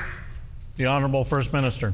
Yes, thank you, Honourable Speaker. Earlier in question period, you asked me to table the documents of the U of M student weighing in on the trans issue. I table 4 copies and invite the members opposite to familiarize themselves with them.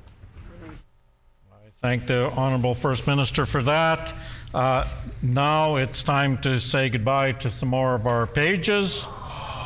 Today we have 3 legislative pages completing their final shift.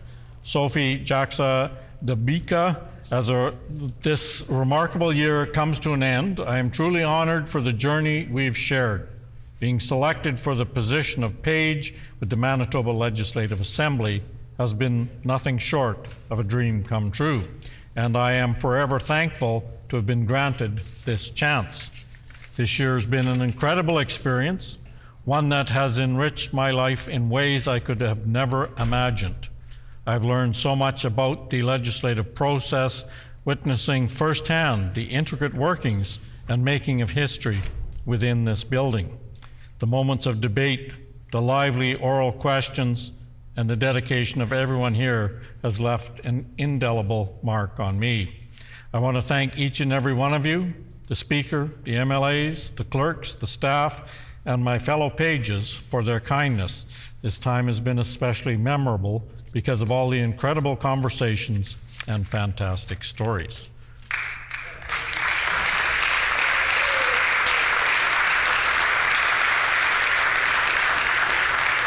Furthermore, it is a true honor to be able to drive past the legislative building and say, I worked there.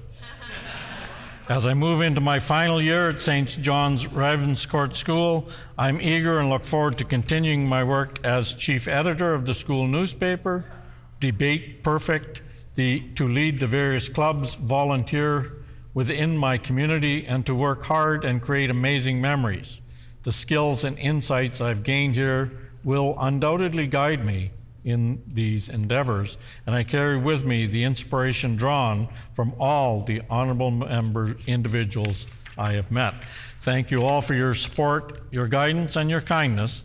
I wish each of you the very best in your future endeavors, and I look forward to the day when our paths may cross again. Sophie is joined by her mother, Annette Jaxa de Bruca. Congratulations, Sophie, and we wish you all the best in your future endeavors.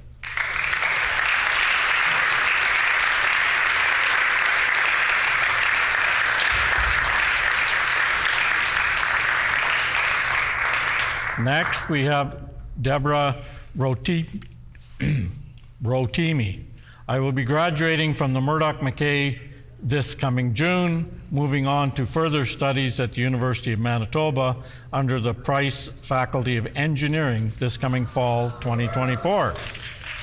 I'm honestly just grateful for having this opportunity to be in the presence of great individuals. Though slightly short-lived, I've learned many things I wouldn't have known if I wasn't present in these circumstances. I'm grateful for my former theater teacher who recommended me for this, my teachers whose classes I continuously, unfortunately, had to miss, and my parents for having the patience to drive me to my shifts whenever it was too cold, no matter the inconvenience. Thank you to Cam and Dave for giving me this position, and for the new friends I've made along the way, making this experience even more exciting, though it is sad that it's ending so soon. I'm glad we started together. Deborah is joined by her mother, Blessing, who is in the public gallery. Congratulations, Deborah. We wish you all the best on your future endeavors.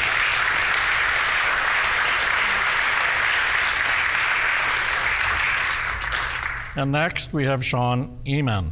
When I received a call in April 2023 telling me I had been selected as a provincial page for the 2023-24 year, I could have never imagined what it would have turned out to be. Coming to the legislature, sitting in chairs flanking the speaker, shuffling around documents, adjusting the seating, journeying down to journals, hustling down to Hansard, and keeping members hydrated and well caffeinated. Thank you for that, by the way. Has been a genuine pleasure. When someone asks me, where do you work, Sean? I often have found it hard to say the Ledge, because it simply doesn't feel like work. Every shift I feel like I have seats into the hottest game in town, getting to witness firsthand shots being fired across the chamber, insightful questions all around, well-calculated lines of analysis and anecdotes from every walk of life in Manitoba has been a privilege. As for my future plans, I head next year to the Asper School of Business at the University of Manitoba, where I am also set to compete for the Bison's cross-country and track and field teams. I am certain that as I move on, I will continue to draw on my experiences as a page to grow as a student, as an athlete, as a son, as a friend, but most importantly, as a citizen. 10, 20, even 30 years from now, I'm certain that I will count my time serving as a page as one of the most consequential and formative experiences of my life. Thank you to each and every person, every MLA, every clerk, every attendant, to the speaker, to Dave and Cam. Most importantly, thank you to my fellow pages, Abby, Abar, Ava, Deborah, Alina, Iva, Liz, Mahan, and Sophie. Thank you for making this experience so amazing. I promise to cherish the memories we have built together as I turn to the next page of my life. And I should note that Sean's dad, Tom, will be watching this online. Congratulations, Sean, and we wish you all the best in your future endeavors.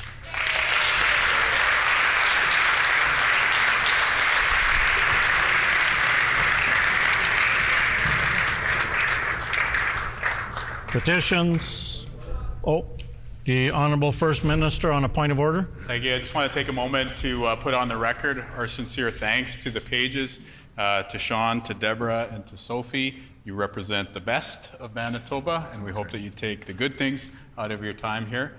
And on a personal level, hey, you got the Speaker to say what you wanted him to say on the record here in the chamber. I can't even do that, so way to go, and have a great summer. The Honourable Leader of the Official Opposition. Thank you, Honourable Speaker, for the opportunity. And of course, we know that this isn't a point of order, but I've had the pleasure of listening to Sophie, Deborah, and Sean, and them tell their stories in regards to not only what is happening now, but also into their future. And we, with the PC caucus, wishes them all the best, and hopefully they really enjoyed their time here at the Manitoba Legislature. There's always positives to take from any experience. So again, to Sophie, Deborah, and Sean, all the best in your future endeavors, and enjoy your summer. Thanks, everyone. I have to point out that there was not a point of order, but we certainly appreciate the kind words from the Premier and the Leader of the Opposition, and we, all of us, wish you all the best in your future plans. Petitions. Grievances. Oh, the Honourable Member for Portage-La Prairie. Oh. Petitions first. Petitions.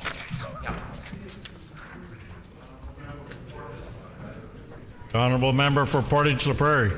Honourable Speaker, I wish to present the following petition to the Legislative Assembly. The background of this petition is as follows. Thanks to the investment made under the previous PC provincial government as part of the Clinical and Preventive Services Plan, construction for the new Portage Regional Health Facility is well underway. The facility and surrounding community would greatly benefit from added diagnostic machinery and equipment, but specifically the addition of an MRI machine. Number 2, an MRI machine is a non-invasive medical imaging technique that uses a magnetic field and computer-generated radio waves to create detailed images of organs and tissues in the human body. It is used for disease detection, diagnosis, and treatment monitoring. Number 3, Portage-La Prairie is centrally located in Manitoba and is on Highway number 1 in the Southern Santé Sud Health Authority. Currently, there is only one MRI machine in the RHA. Number 4, an MRI machine. Order, please. If I could get everyone to take their conversations to the loge or possibly out in the hall. That way we'd be able to hear the member that's speaking. Thank you. The Honourable Member for Portage-La Prairie. Thank you, Honourable Speaker. An MRI machine located in Portage-La Prairie Regional Health Facility will reduce transportation costs for patients, as well as reduce burden on stretcher services and ambulance services. It will bring care closer to home and reduce wait times for MRI scans across the province. Number 5, located around Portage-La Prairie are Dakota Teepee, Dakota Plains, Sandy Bay, and Long Plains First Nations. Indigenous people in Canada disproportionately face barriers in access to services and medical care. An MRI machine located in the Portage Regional Health Facility will bring care closer to their home communities and provide greater access to diagnostic testing. Number 6, located in close proximity to the new Portage Regional Health Facility is the Southport Airport. This aerodrome has a runway length that is more than adequate to support medical ambulance services. This would provide an opportunity to transport patients by air from more remote communities to access MRI imaging services. Number 7, the average wait time for Manitobans to receive an MRI scan is currently 6 to 8 months. Having an MRI machine in the Portage Regional Health Facility will help reduce these wait times for patients and provide better care sooner. We petition the Legislative Assembly of Manitoba as follows: to urge the provincial government to support the investment and placement of an MRI machine in the Portage Regional Health Facility in Portage La Prairie, Manitoba.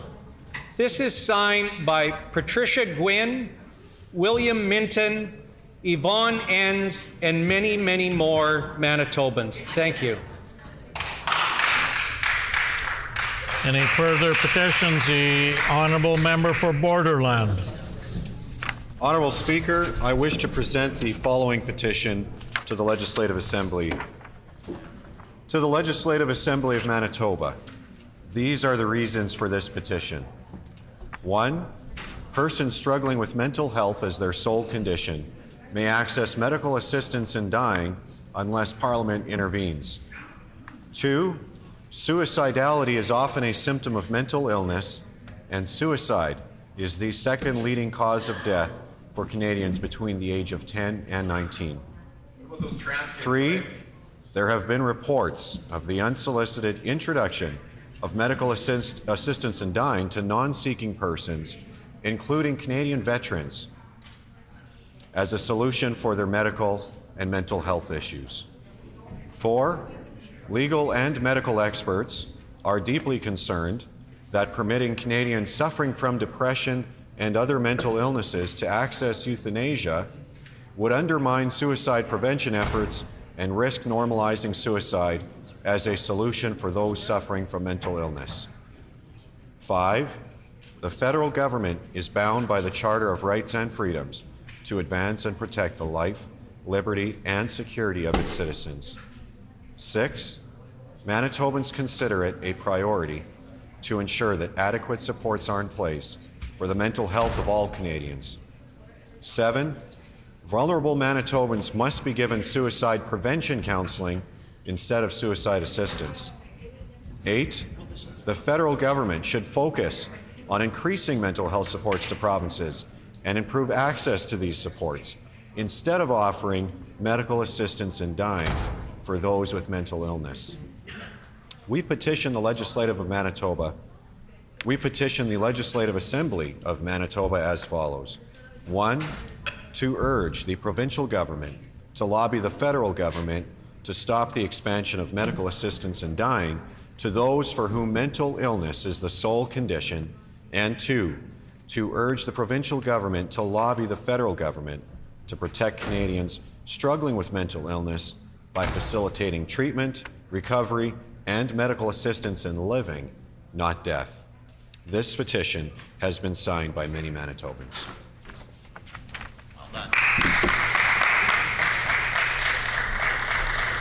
The honourable member for Labarandre.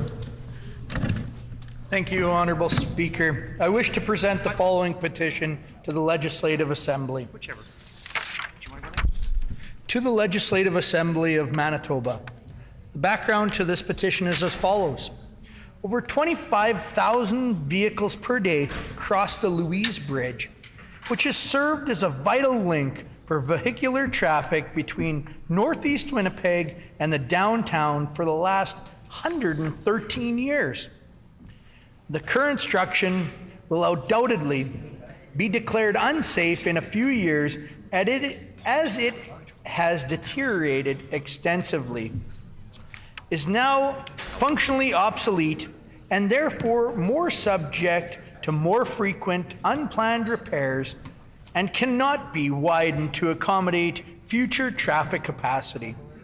As far back as 2008, the City of Winnipeg has studied where the new replacement bridge should be situated. After including the bridge replacement in the city's 5-year capital budget forecast in 2009, the new bridge became a short-term construction priority in the city's transportation master plan in 2011. City capital and budget plans identified replacement of the Louise Bridge on a site just east of the bridge and expropriated homes there on the south side of Nairn Avenue in anticipation of a 2015 start. In 2014, the new city administration did not make use of available federal infrastructure funds. The new Louise Bridge Committee began its campaign to demand a new bridge, and its surveys confirmed residents wanted a new bridge beside the current bridge, with the old bridge kept open for local traffic. The city tethered the Louise Bridge replacement issue to its new transportation master plan and Eastern Corridor project. Its recommendations have now identified the location of the new Louise Bridge to be placed just to the west of the current bridge, not to the east as originally proposed. The city expropriation process has begun. The $6.35 million street upgrade of Nairn Avenue was from Watt Street to the 113-year-old bridge is complete. The new city administration has delayed the decision on the Louise Bridge for a minimum of 1 year and possibly up to 10 years, unless the province steps in on behalf of Northeast Winnipeg residents and completes the overdue link. The Premier has a duty to direct the provincial government to provide financial assistance to the city so it can complete this long overdue vital link in Northeast Winnipeg and Transcona. We petition the Legislative Assembly of Manitoba as follows: to urge the Premier to financially assist the City of Winnipeg on building this 3-lane bridge in each direction to maintain this vital link between Northeast Winnipeg, Transcona, and the downtown. To urge the provincial government to recommend that the City of Winnipeg keep the old bridge fully open to traffic while the new bridge is under construction. To urge the provincial government to consider the feasibility of keeping the old bridge open for active transportation in the future. This petition is signed by Landon Hudson, Charlene Nickel, Jean Gagnon, and many, many more Manitobans.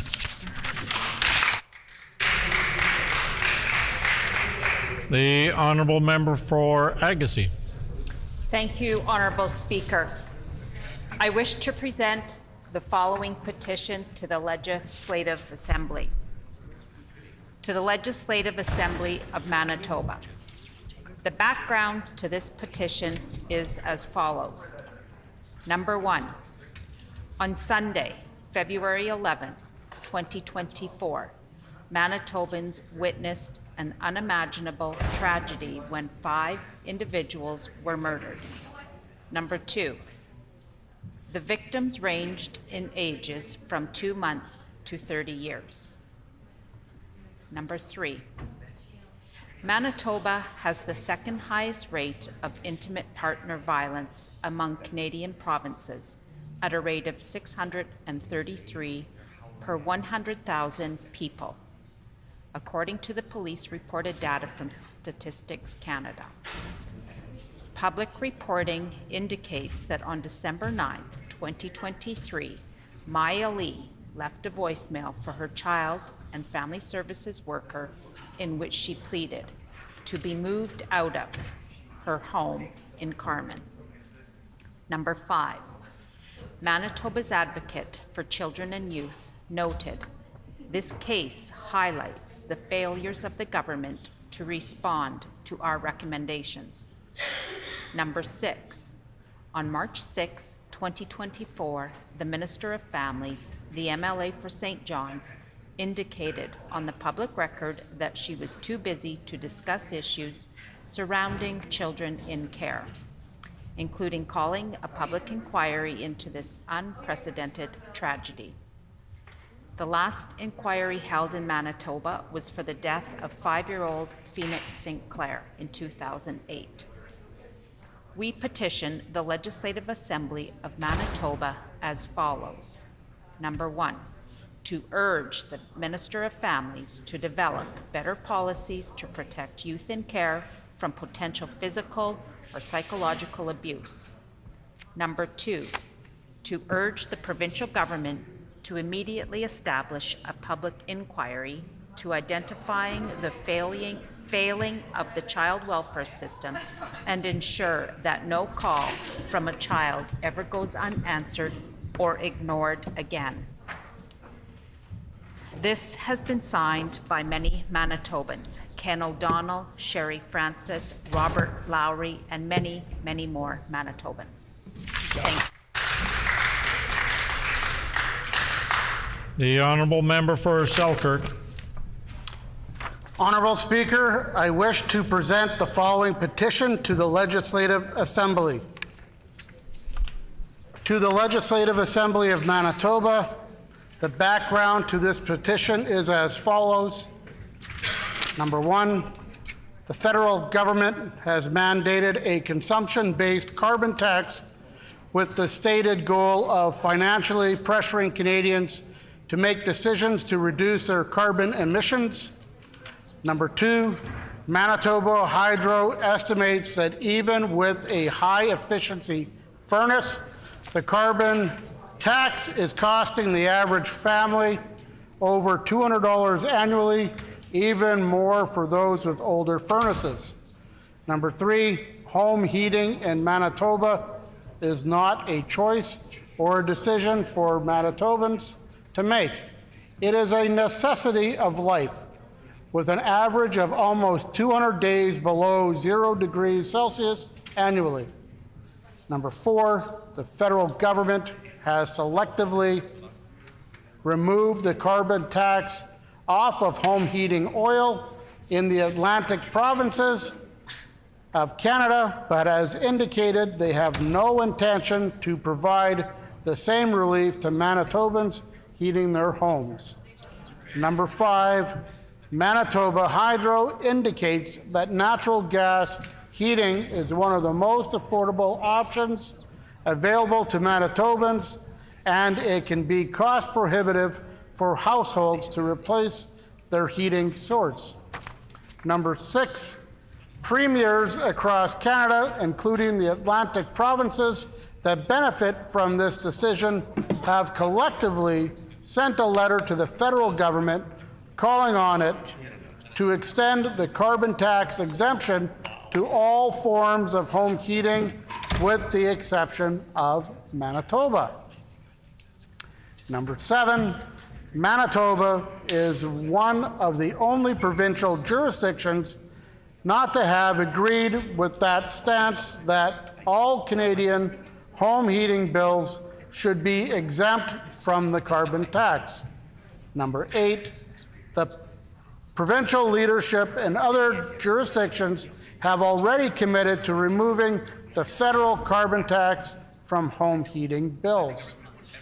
We petition the Legislative Assembly of Manitoba as follows: to urge the provincial government to remove the federal carbon tax on home heating bills for all Manitobans to provide them much needed relief. This petition is signed by Harlan Pershot, Reed Sutherland, Gerald Sawatsky, and many, many more Manitobans. The honourable member for Spruce Woods. Thank you, Honourable Speaker. I wish to present the following petition to the Legislative Assembly of Manitoba. To the Legislative Assembly of Manitoba. The background to this petition is as follows. Number 1, Provincial Trunk Highway 2, PTH2, is a 315-kilometer, 196-mile highway that runs from the Saskatchewan-Manitoba border to Winnipeg's Perimeter Highway. Number 2, a significant portion of PTH2 runs through the constituency of Spruce Woods from the border of the rural municipality of Pipestone and the rural municipality of Sifton to the border of the rural municipality of Victoria and the rural municipality of Norfolk Treherne. Number 3, this route is historically significant as it follows the original path taken in 1874 by the Northwest Mounted Police in their march west from Fort Dufferin to Fort Whoop-Up. Number 4, PTH2 is a significant commuting route for Westman families and is also utilized by those in the trade, commerce, tourism, agriculture, and agri-food industries. Number 5, the condition of PTH2 from the east side of the town of Souris, straight through to the hamlet of Delow, is in an unacceptable state of disrepair. Number 6, the newly appointed Minister of Transportation and Infrastructure has confirmed the department has no plan to refurbish this stretch of road until the 2028-2029 construction season. Number 7, the minister outlined that the current 2028-2029 construction plan does not include the stretch of PTH2 that runs through the town of Souris, but instead starts on the west side of town. Number 8, the communities in the area have been clear that any reconstruction of PTH2 must include the stretch that runs through the town of Souris. And number 9, the minister and the premier have a duty to respond to infrastructure needs identified by rural communities. We petition the Legislative Assembly of Manitoba as follows. Number 1, to urge the Premier and the Minister of Transportation and Infrastructure to immediately prioritize the reconstruction of Provincial Trunk Highway 2 in the upcoming construction season. And number 2, to urge the provincial government to include the stretch of Provincial Trunk Highway 2 that runs through the town of Souris in its reconstruction plans. This petition has been signed by Kim Eisner, Trevor Mealy, Jen Roth, and many more fine Manitobans.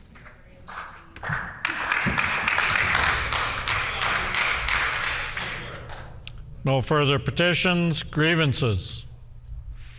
No grievances. The orders of the day, government business. The Honourable Government House Leader. Miigwech, Honourable Speaker. Could you please canvass the House to see if there is leave to amend the agreement reached by the House on May 21st, 2024? The amendment would allow the House to debate a motion at the beginning of orders of the day today, despite the motion not being on the order paper.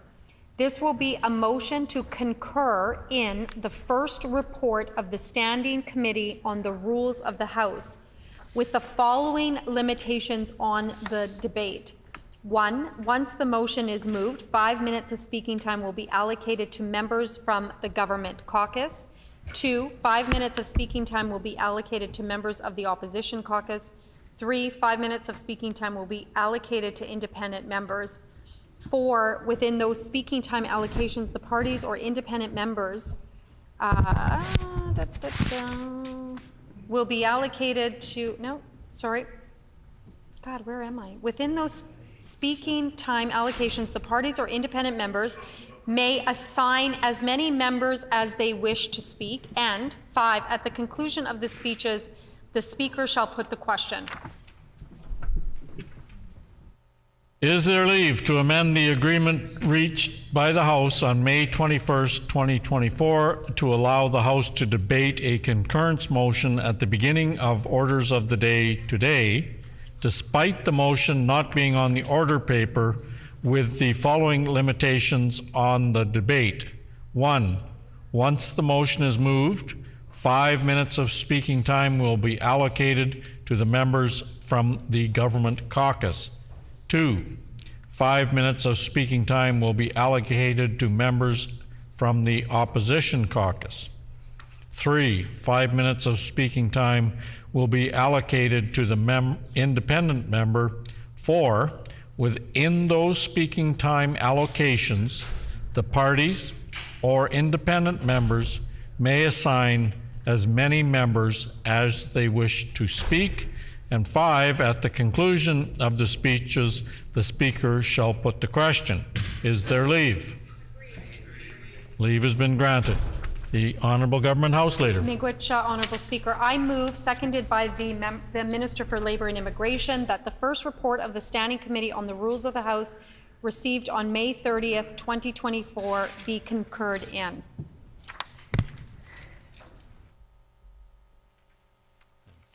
Been moved by the Honourable Government House Leader, seconded by the Honourable Minister of Labour and Immigration, that the first report of the Standing Committee on the Rules of the House received on May 30th, 2024 be concurred in. The Honourable Government House Leader. Miigwech, Honourable Speaker. I won't take too much time. But we did have our standing committee last night on the rules of the House. And so I just want to take a quick couple of minutes, as I did yesterday in committee, but certainly want to take that opportunity here in the chamber, just to say miigwech to our clerks who have led, once again, a very long and arduous, somewhat enjoyable process.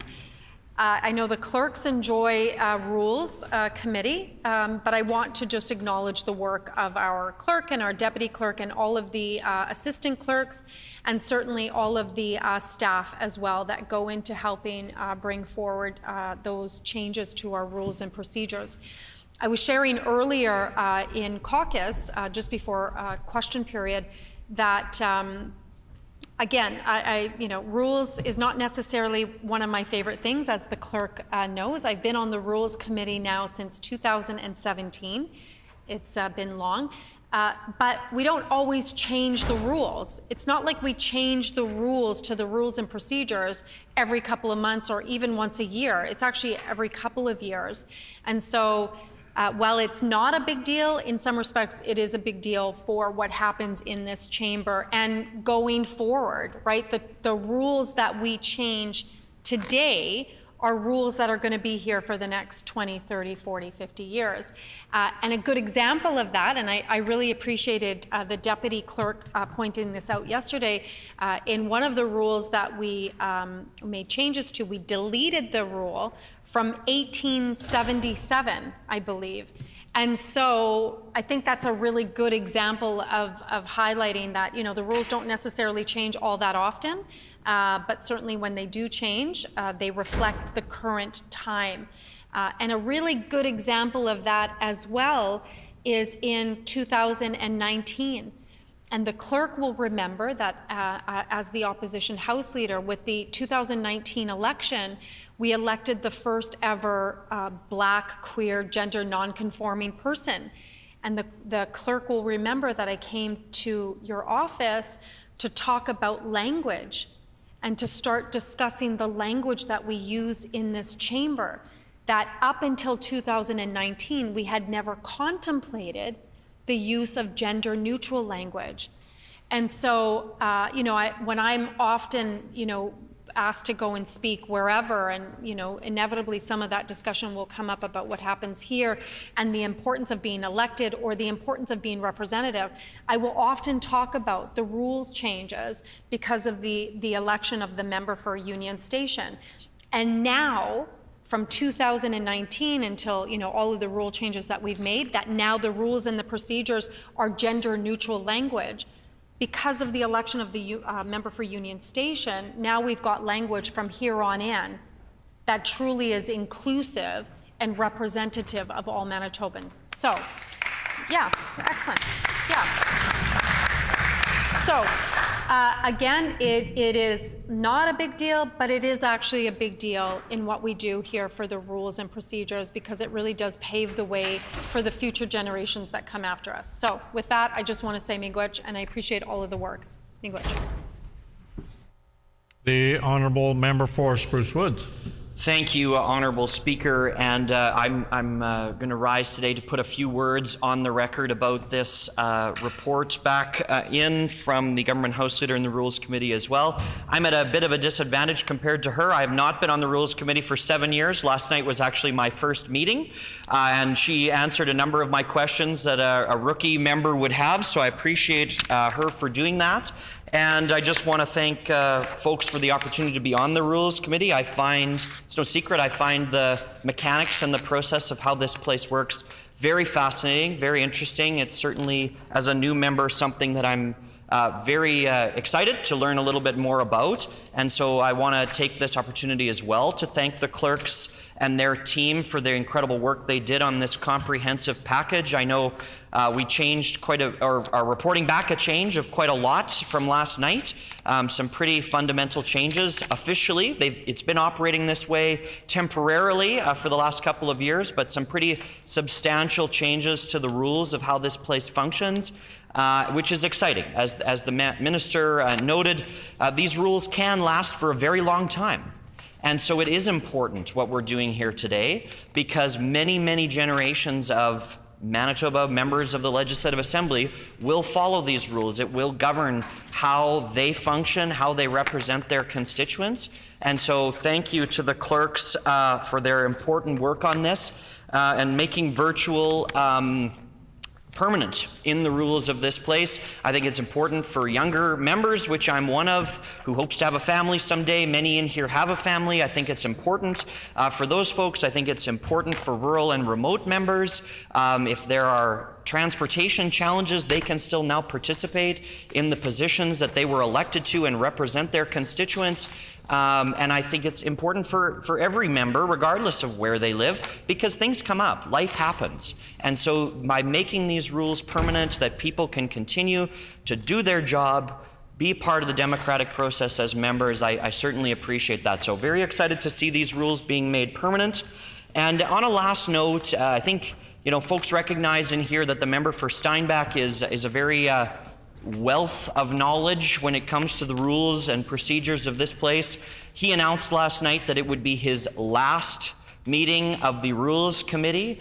Not that he's going anywhere, but he's just served his time on that committee, and he feels it's time for, I guess, another generation of MLA to take that over. I wasn't really aware that was coming, so anyway, surprise. But I'm very excited to learn more about the process, and I just want to take this moment on behalf of our PC caucus and team, and personally to thank the member for Steinbach, not just for his years of service representing the PC caucus on the Rules Committee, but indeed all Manitobans, and his passion for this building, for this chamber, and the processes and procedures of how it works and how it is governed. So with that, Honourable Speaker, I will cede the floor and look forward to these rules and procedures passing. Thank you. Is it the pleasure of the House to adopt the motion? Agreed and so ordered. The motion is accordingly passed. I would like to also add my thanks to the clerk and the assistant clerks and everyone that had a part in making those rule changes. I had a part in driving the clerks crazy with my questions. That's my job. So, as agreed by the House on May 21st, 2024, the House will now resolve into the Committee of Supply. Will the Assistant Deputy Speaker please take the chair?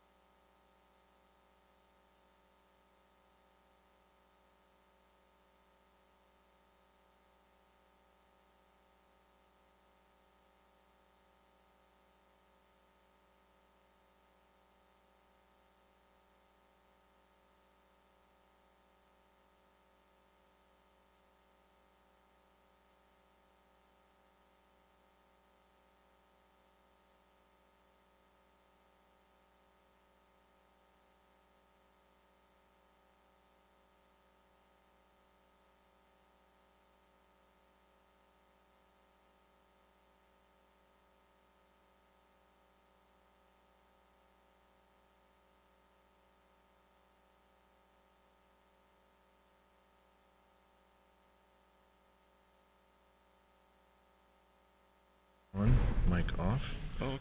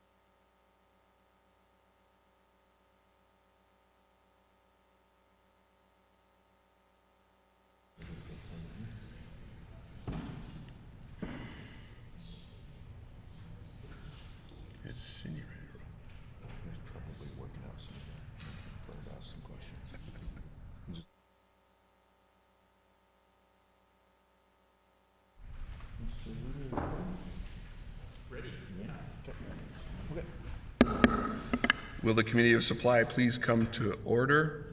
This section of the Committee of Supply will now resume consideration of the estimates of Executive Council. At this time, we invite Ministerial and Opposition staff to enter the chamber, and we ask the members to please introduce their staff in attendance.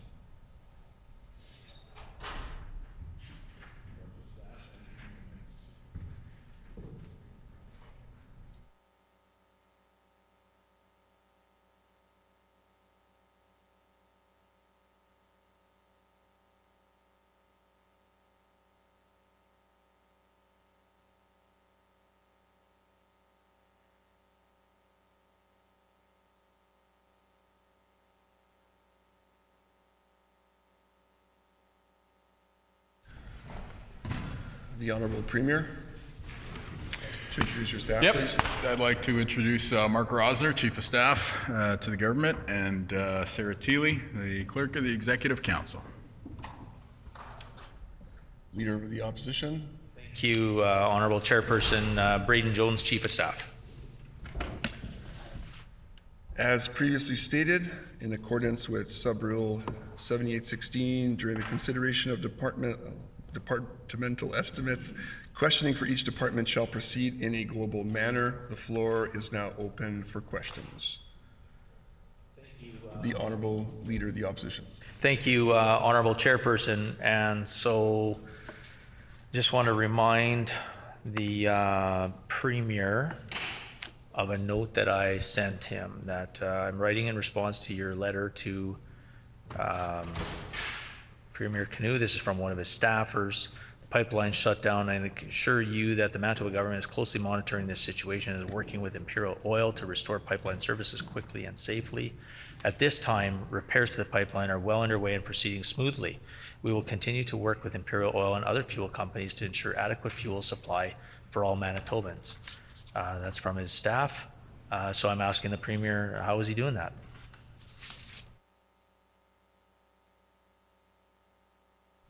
The Honourable Premier. We're doing that by convening regular meetings with industry, suppliers, across departments of government, and keeping Manitobans informed. Very grateful to everybody who's been collaborating quite well on this. What could have been a very, very serious threat to the economy has been instead a testament to what can happen for the good of Manitobans when we work together. However, I have to say, I have never seen an opposition try to filibuster and delay estimates the way the Leader of the Opposition is today. More than an hour late for estimates, wasting time, filibustering. What is going on? I have a strange impression of what is trying to be accomplished here in estimates. The Leader himself fails to have discipline in his caucus. He has 4 of his MLAs break rank, including the former Premier of Manitoba. And then he has to hide for more than an hour before he comes to estimates. Estimates is supposed to be opposition time, and he can't avail himself of the opportunity to bring forward questions of government. It's a far cry from the strong opposition that we served the people of Manitoba. And of course, we are an excellent government, far better than the PCs were, particularly towards the end of their days. But as we sit here, we have to recognize that when we want to talk pipelines in the current context, there's a pipeline of hatred from the PC caucus room into the opposition benches. And the member opposite had a responsibility. He had a responsibility to the people of Manitoba to ensure that those hateful views that he might hear expressed around the table would not be expressed in this chamber. He was unable to do so.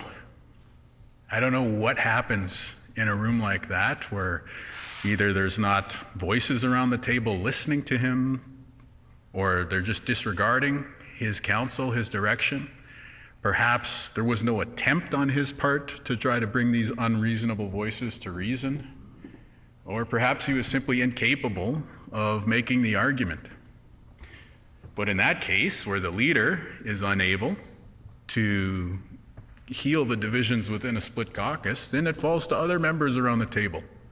It was really something the other day when we saw the caretaker convention being violated, and again, the member opposite had to work himself up to make his way into estimates time, and he surrounded himself with a circle of courage, and he had all the little MLAs from the caucus sitting around him to try and bolster his confidence. Well, we see now today the circle of courage is dwindling. There's only a couple people willing to sit with him in the chamber today. But to those members, where were their voices? Member from Brandon West knows it would be the decent thing to do, to not vote against trans recognition. Presumably the member for Agassiz knows the same thing. Why were those voices silent or unheard or unarticulated in caucus on the PC side of things? This is Pride Week. We're heading into the Pride Parade here in a few days in Winnipeg. The thing that concerns me most about the conduct we witnessed on the other side of the aisle today is that the PCs knew exactly what they were doing. We're a few days before Pride weekend. 4 members broke rank to vote against, recognizing just something very basic in the form of human rights and dignity for trans people and Two-Spirit people. But the fact that the other members come into the chamber, the fact that they sit in the caucus room with those MLAs, it shows that they want to send a message. And that is very, very unfortunate and very shameful. Convince the unreasonable voices around your table to sit this one out. That's what you should have done. You failed. That reflects very poorly. I can say for those 4 members, they are never going to serve in the Executive Council in this province. And the more that this sort of behavior is tolerated amongst the PC caucus, the lower and lower the probability that any of those MLAs will ever serve in the provincial cabinet becomes.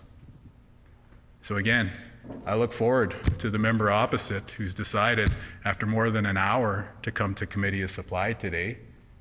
Let's see, is he going to filibuster all afternoon again? Is he going to take the full 5 minutes of every question? Or is he going to be in duck and cover mode, as he's been hiding all afternoon to date?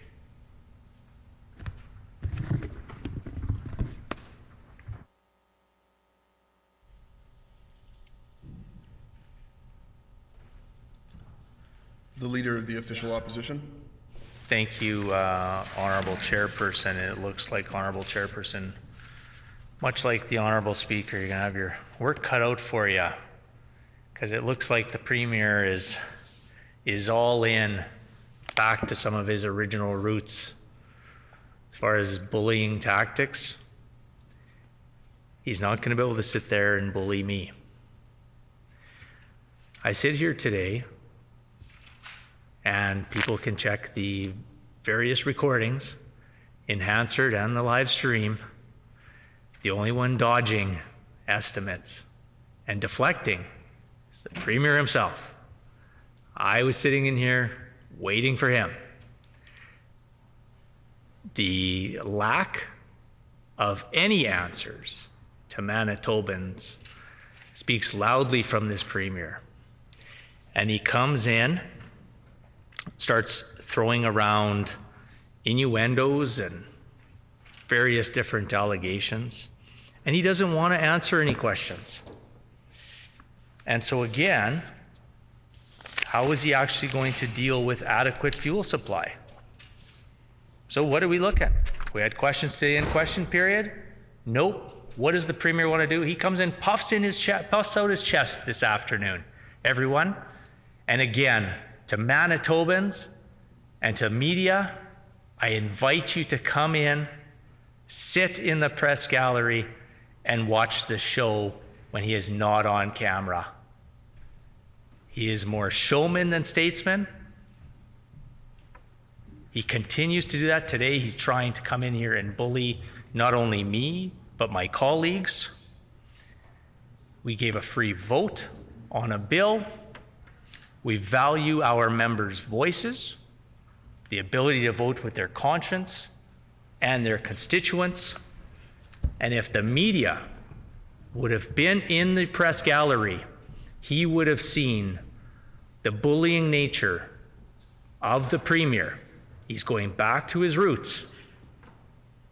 This is nothing new with you-know-who, the MLA for Fort Rouge. I've dealt with students in the past that have had behavior issues, and I've worked with them quite closely.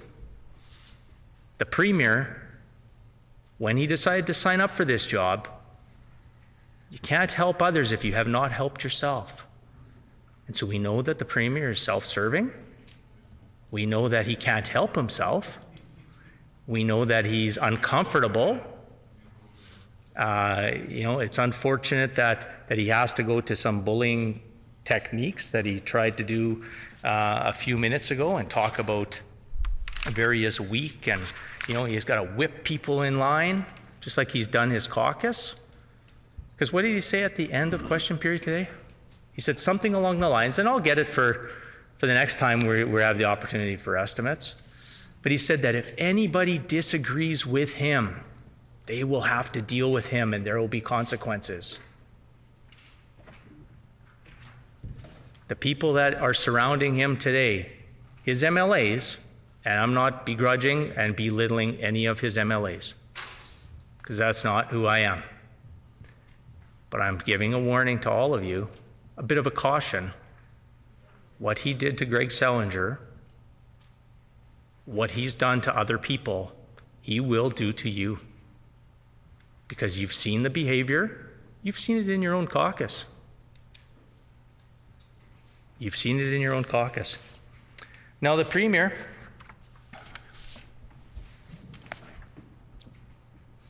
just so you can sort of look into your notes that your staff are going to give you, Manitoba has never entered into a contract with WEX.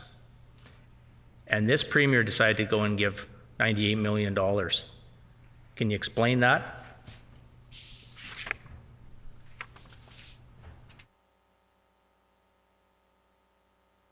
The Honourable Premier. A split caucus.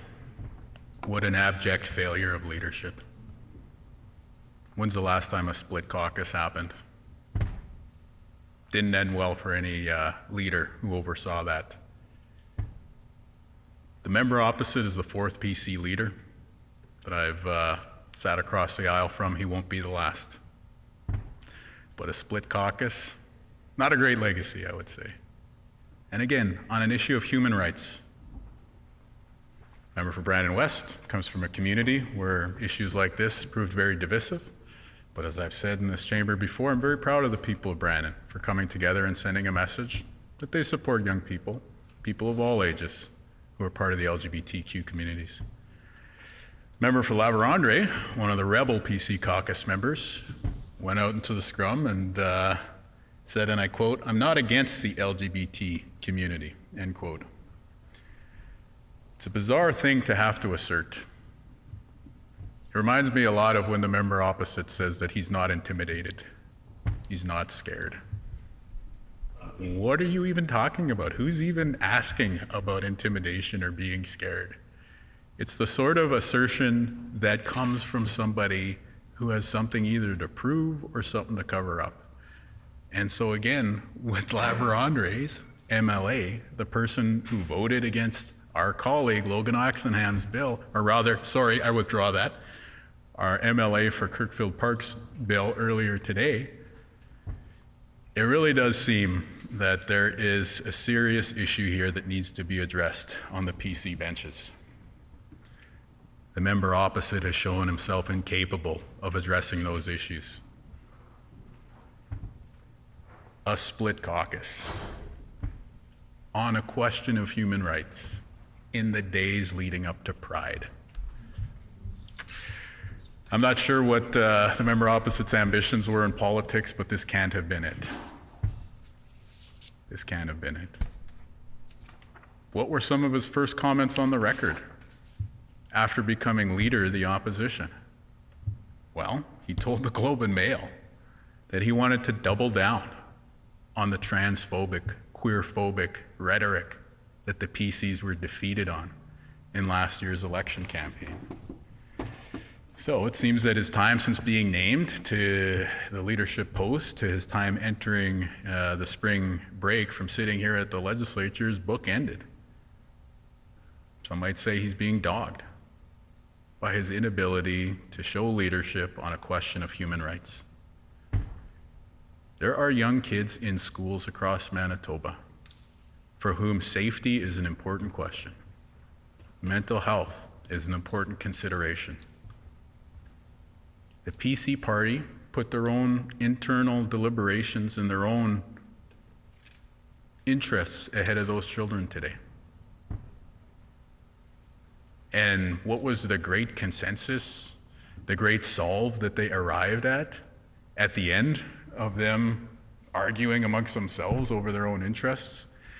People from probably ridings like Roblin and Brandon West on the one hand saying we need to be able to show we're allies with the LGBTQ communities, and the people from Springfield, Rashot, La Vérendrye, Steinbach, and Borderlands saying there's no way that we can vote to respect human rights of trans and two-spirit people in the days leading up to Pride. Those are the moments when leadership is required, when a consensus must be arrived at and built. And that didn't happen. And so what was the great solve? The great solve was, well, we'll go out there with a split caucus and we'll just survive the day of terrible media on having MLAs break rank. It's not how I would have handled things, but again, the members opposite are seriously lacking in leadership. There needs to be some reckoning on the PC benches. In Pride Week, Pride Month that we're heading into, of all times of year, to say that, you know what, we're turning the page. And for all those members who are here today and just, going along with it and hoping to say when they get back to their constituencies, well, I was on the right side of things. No.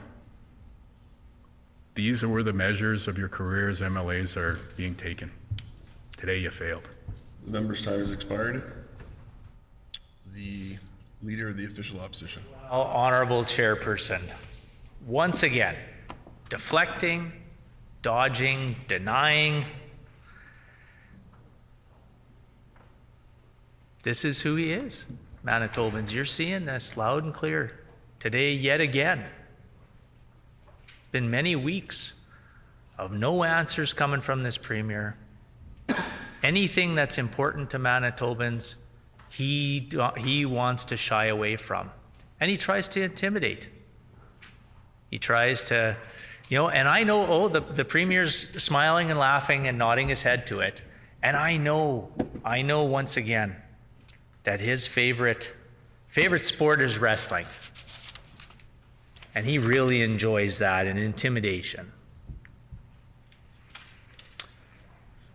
We are not going to be intimidated by this premier, and Manitobans should be worried. And let me put something else on the record in regards to the premier. The amount of disinformation that he puts on the record on a day-to-day basis in these chambers is a ton, to use a quote from the premier, because sometimes he just doesn't have the right grasp on some vocabulary that he'd like to use. He's nervous. He gets worried. He knows that his government is failing Manitobans on so many different files. He's going to take whatever he can and try to flip it around so he doesn't have to answer any questions. He can dodge the questions. We talk about the fact that he cut out of province surgeries, leaving patients waiting for longer, in pain. We saw evidence of people today who have had successful surgeries, but no, this premier is stuck in his ideology. He's self-serving, and we've seen that for years, actually. And then when he talks about leadership, and I ask the NDP caucus, some of the members that are here today, are you okay mentioning something offside with your leader? Because he will, as he said today, You disagree with him, he's going to take it into his own hands. You will have to answer to him, and there will be consequences. He did that more than once. And we've seen that in his past too. People who have disagreed with the Premier, there's been consequences for them. Some, unfortunately, to the point where there's been some hospitalization. That's not a good record. And he continues today to put misinformation about myself and some of my colleagues on the record. That is not becoming of a Premier. Answer some questions. Premier, MLA for Fort Rouge. Many businesses in your constituency have closed under your watch. We've lost opportunities economically here in this province because of you. No, it's because of you.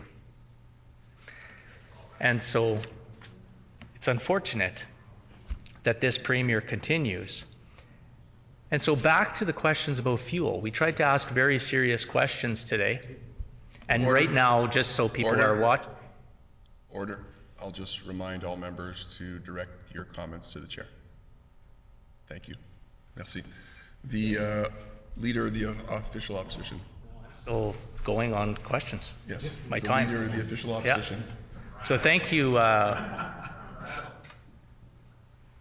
So Honorable Chairperson, it's unfortunate. And again, if the media were in the media gallery, they would have just witnessed the Premier bully the chairperson to go with what he was saying. It's unfortunate, but this is who is leading our province. And I'm not going to let this continue.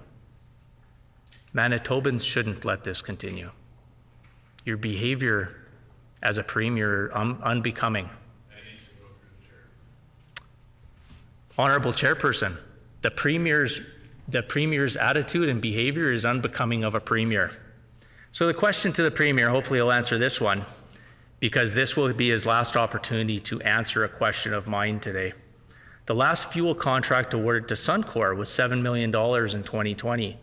Why did Manitoba buy $45 million worth of fuel in April while pipeline was shut down? Order. So once again, I'd like to remind all members to direct their comments directly to the chair and through the chair, and refrain from using terms as you or you are, and direct your comments through the chair, please. Miigwech. Merci. The Honourable Premier. Thank you, Mr. Chair. The issue that the PCs are trying to use to distract from their split caucus regarding fuel procurement in the province uses the same vendors as under the former government, though we're estimating a $13.7 million savings compared to what they paid over a 5-year period. I gotta say, estimates is supposed to be opposition time. The Leader of the Opposition shows up an hour late and he taps out after 3 questions.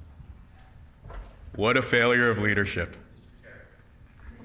Again, he's not in his chair, he can't raise a point of order. Again, quitting after 3 questions, after being an hour late on the same day that the Leader of the Opposition, or sorry, rather, I withdraw the comment about him not being in his chair, but I say a reformulated assertion that yielding time in estimates after merely 3 questions, after forcing the committee to wait more than an hour, shows a remarkable lack of leadership. It's the same kind of lack of leadership that we saw from the member for Springfield Richat, who votes against a bill and then can't go face the media. It's the same lack of leadership we saw from the PC caucus. What is going on in this estimates committee? Where is the official opposition? The PCs were sent here to do a job. This is PC time here in estimates. Again, I'll happily entertain questions from the member for Tyndall Park. She brings forward some important constituency priorities. But I think the issues with the PCs go much deeper than a split caucus. Again, the time being yielded in estimates by the Leader of the Opposition, when is the last time that happened? Certainly never happened while we were in opposition. We're better opposition, better government than the PCs, that much is clear. But even if the PCs aren't going to be on a level with us, should they at least be comparable to what other PC oppositions have been in the past? When is the last time that there was a split caucus amongst progressive conservatives in Manitoba? When is the last time a progressive conservative opposition was unable to ask questions of an NDP premier? Again, my friend from Lac de Bonnie talks about misinformation. Well, hey, table the article from the Globe and Mail in which he says he wants to put, and I quote, an exclamation mark, end quote, on the parental rights issue. That's what he articulated earlier this year. I'd say he put quite the exclamation mark on it here today, with the help of a former premier and the member for La Vérendrye, the member for Springfield-Rashad, and the member for Borderlands. Hello, I say to each of them. What a remarkable exclamation point. The rough part for me, though, is that once again, just like in the election last year, the PCs kick up all this dust. They know exactly what they're doing, very, very cynical, and then they're going to walk away. And it's not them that have to contend with it. It's the young person in the community that has to contend with it. So again, come on over. People of conscience, people who want to be on the side of young people in the province, people who think that being an ally to the LGBTQ community is a good thing, come on over. We also have a functioning caucus, a functioning leadership structure, the ability to articulate views and then form a consensus and go out in public and make the case to Manitobans about why we're taking action. PCs might claim to be a functioning political entity, but when you see this disaster of a performance that we witnessed here today, I don't think any reasonable person can entertain the thought that they are a functioning political process. So maybe they'll go out and campaign in tuxedo tonight or work the phones or whatever and try to get their minds off of a disastrous performance by their leader and an abject failure of them to function as a caucus. But when they look at the 4 MLAs who broke rank, they got to be wondering how much longer, right? Like how much longer are they going to have to entertain this sort of nonsense? And again, happy to continue engaging in these questions because there's a fundamental issue of respect for human rights at stake here. And yes, we will call it out every single time. And yes, it's important that when the PCs think that they can use a wedge issue to target marginalized or vulnerable people in the community, that other folks who do have some purchase and power to speak will speak out, and that's us. Before we continue, and just for clarification, I'd like to remind everybody that we avoid mentioning the absence of any member, and I'd like to thank the Honourable Premier for retracting some of his earlier comments. I'd like to recognize the Honourable Member for, or just the member for Tyndall Park. Thank you, Mr. Chairperson. And we're limited on time here, so I just want to dive right into the questions. A few months ago, I was able to bring forward a really important piece of legislation, Bill 209, otherwise known as Kira's Law. This legislation passed through second reading unanimously with support of both the NDP party, the Conservative Party, and of course myself bringing it forward. A tremendous amount of consultation went into this piece of legislation, meeting with groups from resource centers, women's shelters, groups from different constituencies throughout Manitoba who had reached out to me when I first introduced this legislation, as well as survivors of intimate partner violence and friends of family of Kira, where this legislation stems from. It's currently past second reading, once again unanimously, and needs to be called to committee. Will the Premier call the bill to committee?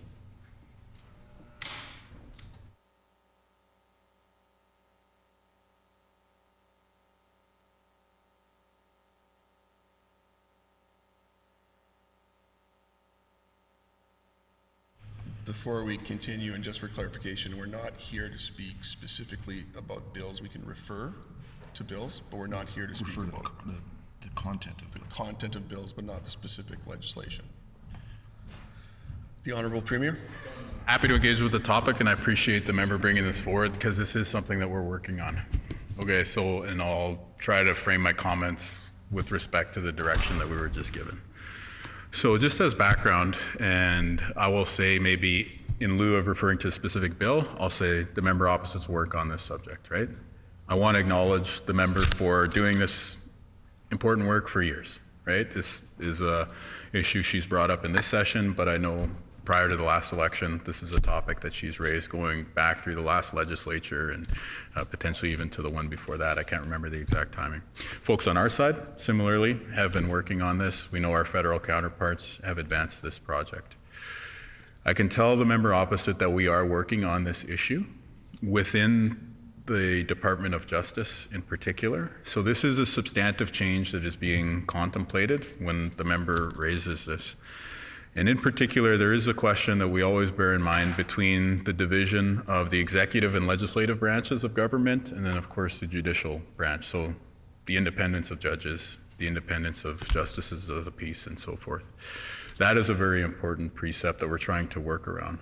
So I would, first of all, indicate that this is an important priority for us. This is something that we are actively working on, underway right now in the Department of Justice. I think perhaps maybe we should invite the member in and we can provide some updates with some of our officials and our minister so that we can see if what we're doing internal to government is consistent with what the member's been advocating for. And of course, she articulates an impressive list of people who have been doing leadership with respect to the policy question, but also in terms of, I guess, the lived experience, I'll say, on the topic itself. So I guess what I would say for further clarity is that there are a number of paths for us to get to the same goal. Some of those might be through legislation, and some of those might be policy changes internal to government. And so I would ask for perhaps some patience and the ability to work together on this with the member opposite in light of the fact that for us to get this right, we need to move forward with some policy changes internal to government that have to be designed in such a way that we respect the independence of the judiciary. But absolutely no question, this is something that we want to move forward as a policy priority area. The member for Tyndall Park. Thank you, Honourable Chairperson, and I'd like to thank the Premier for his answer. And at the end of the day, what is important to me is that the substance of this legislation is in fact passed here in the province. The issue at hand, Honourable Chairperson, we're now in a position where there are people who want to be able to come and speak to the issue at committee. And I'm hoping this government speaks of being a government of open democracy and healthy democracy. Will they call legislation set before the House that already has presenters signed up to committee before the House rises for the summer?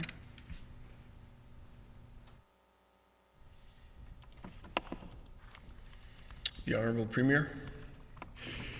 So I actually think there's a legitimate public value to having a committee on this because of the list of presenters basically that we would hear.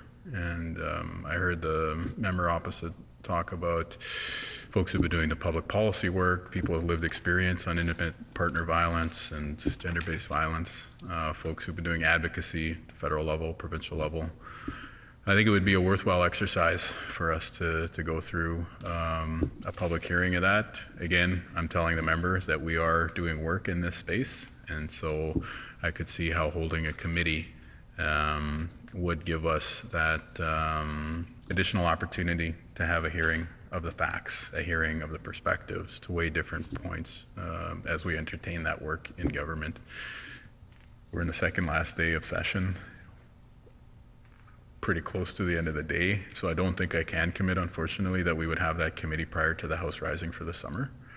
But I can take this away and talk to the Justice Minister and say, let's pull a committee together for the fall.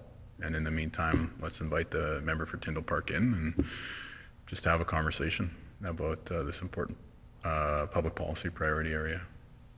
Yeah.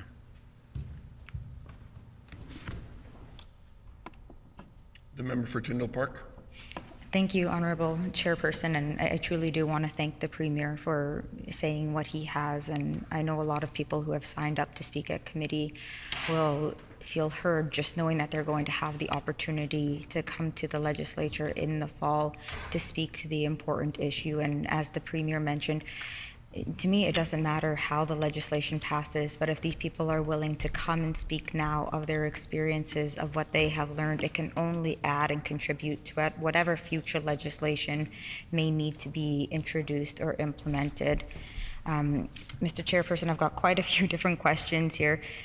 Just one on childcare. I'm really trying to gather a stronger understanding on if the government members are or are not, or what is the reasoning they cannot speak to the $10 a day childcare currently.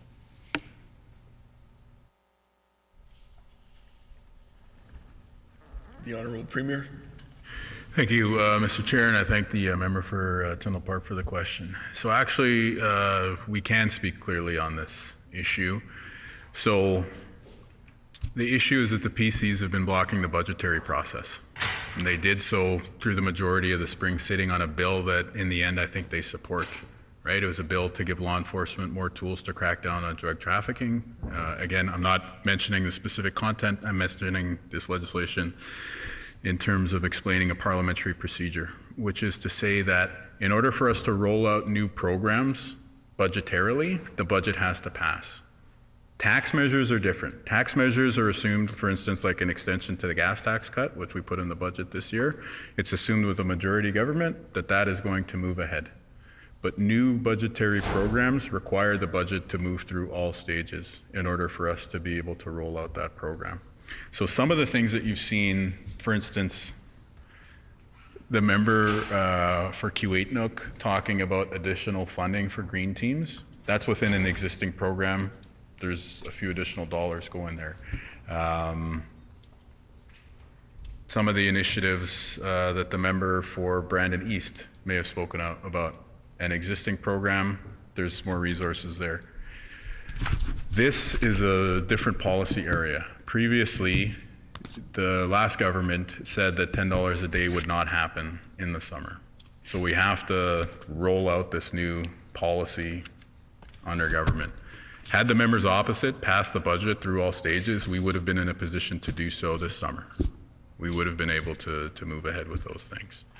And fortunately, for multiple weeks, for reasons that only they can divine, they decided to delay Bill 30.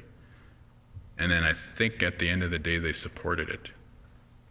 So what exactly the point was of reading the petitions very slowly was, what the hoists and reasoned amendments and chewing up the clock all afternoon was. I guess they wanted to get negotiating leverage so they could pass a Tyndall recognition bill and a license plate bill. Okay.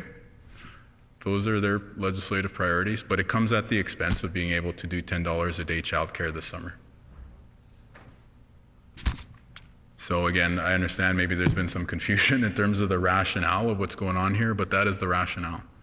In order to roll out new policy spending, the budget has to pass. And so again, there are other initiatives that are in this vein, and so you'll see us rolling out some of those things later on this year. So according to the current timeline, it's my hope that the budget passes it will pass by Remembrance Day. That's the nature of the rules of this place. And so I guess from that point on, we'll have that, what I think the member and I are both interested in, which is, I'll call it true $10 a day childcare year round. So meaning the holidays, I guess, would be the next first thing coming up, meaning like statutory holidays, and then spring break going into next spring, and then again next summer. Again, that's at this point what we'll be able to do in terms of true $10 a day. So again, a little bit of maybe confusion, mea culpa on our side, because it's our first time doing a budget. It's our first time going through a blackout period for a by-election, and so we're learning some of these rules. In some cases, maybe some folks have been too cautious and they could have provided this rationale. I'm providing it today in the interests of greater clarity and just, providing an update. I understand that the member opposite is very engaged with a lot of these, I'm sure the child care centers in her constituency, but also the association generally. And so I guess let's work together in terms of trying to communicate this. I'm not sure that we can put out the circular until after the by-election period, but hopefully these public comments do provide some clarity. If the PCs had passed the budget this spring by this coming Monday, then we would have been able to do $10 a day childcare. They chose to delay for whatever reasons. As a result, new program spending is going to have to wait till the fall. The member for Tyndall Park. Thank you, Honourable Chairperson. And just to further clarify that, the inability to discuss details of the $10 a day childcare program, it's specifically about the budget not have been being able to have been passed up until this point and has nothing to do with the blackout rules. Is that correct?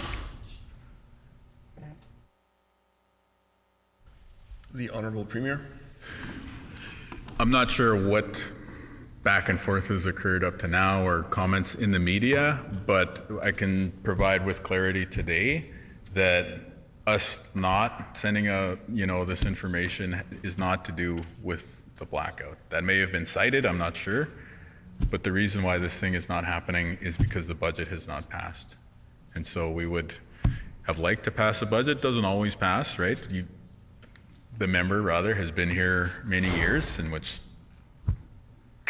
an opposition in the past may have delayed the budget into the fall.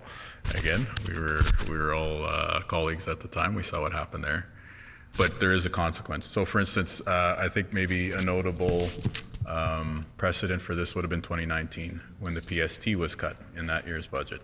So that year, the PST cut is a tax measure. It was announced by the government. It took effect on July 1st, and in fact, because it was an issue that we were supportive of, we were fine with and supported lowering the provincial sales tax, we decided to pass the budget before the House rose that summer that year. As a result, that tax measure, but also the new program spending along with it, came into effect that summer. Other years, though, the member was here, we probably took issue with a lot of budget things like healthcare cuts as one example. And then so we delayed to the fall. In those years, tax measures would have taken effect on whatever day they were announced, like say July 1st, as it was with the sales tax cut. But then new programming initiatives would have had to wait until estimates, BITSA, and royal assent for those processes. Member from Tyndall Park. Honourable Chairperson, and I'll jump to one more topic here. It's about Lake St. Martin outlets channels.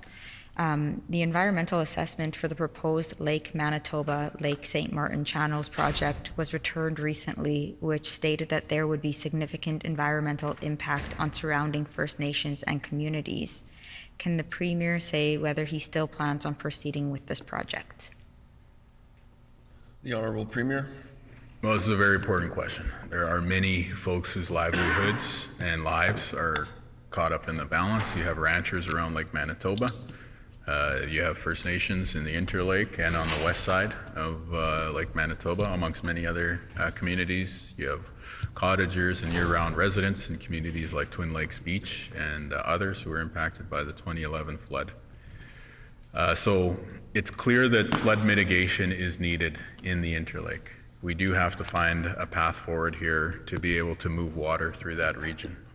The flood of 2011 was very devastating. I covered that as a reporter at the time. So actually the first place we went was in this region. We were in Dauphin River around March 30th of that year. And then we shot over to the southwestern corner of the province, communities like Melita and Souris, and then effectively we followed the water on through Brandon, where we were for a couple of weeks, and then we're doing reports from there. Eventually, Portage, Delta, and then to the Interlake, Twin Lakes Beach, St. Laurent, Peguis, and other communities in the midst of all those. And I was there for the evacuation of Lake St. Martin, the community, not just the lake itself, to be clear. So there is a huge human impact. Some folks continue to be impacted by this and continue to be concerned when they have weather patterns on Lake Winnipeg, Lake Manitoba. What the federal government has articulated is that there are some concerns that are on the environmental side, as well as the required engagement with First Nations and Indigenous communities when it comes to the existing design of the Channels project.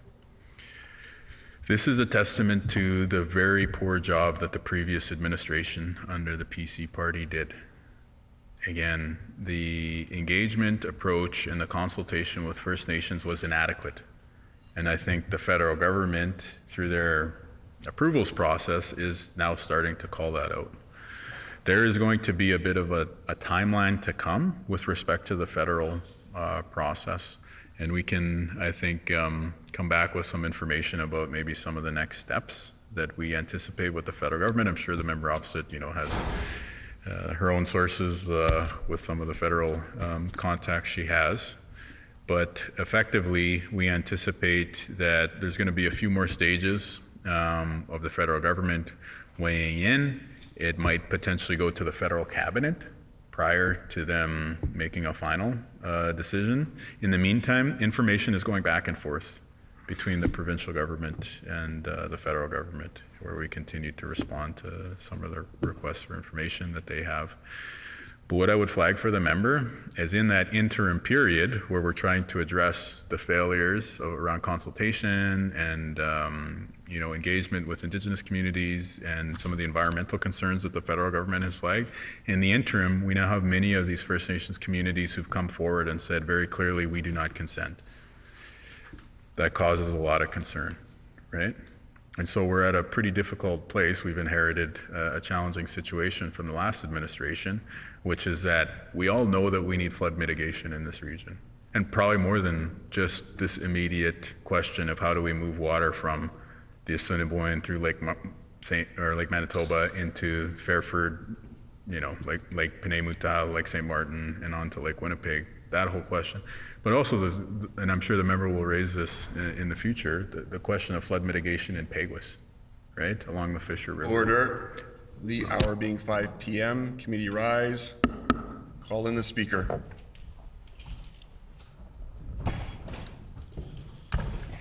Okay.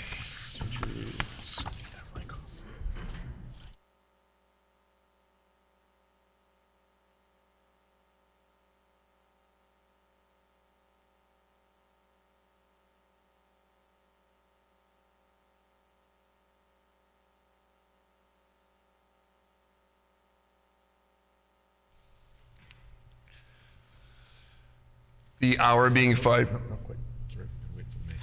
Gotta wait for the mace. Oh, absolutely. Sorry, that's why you're doing that. Sorry.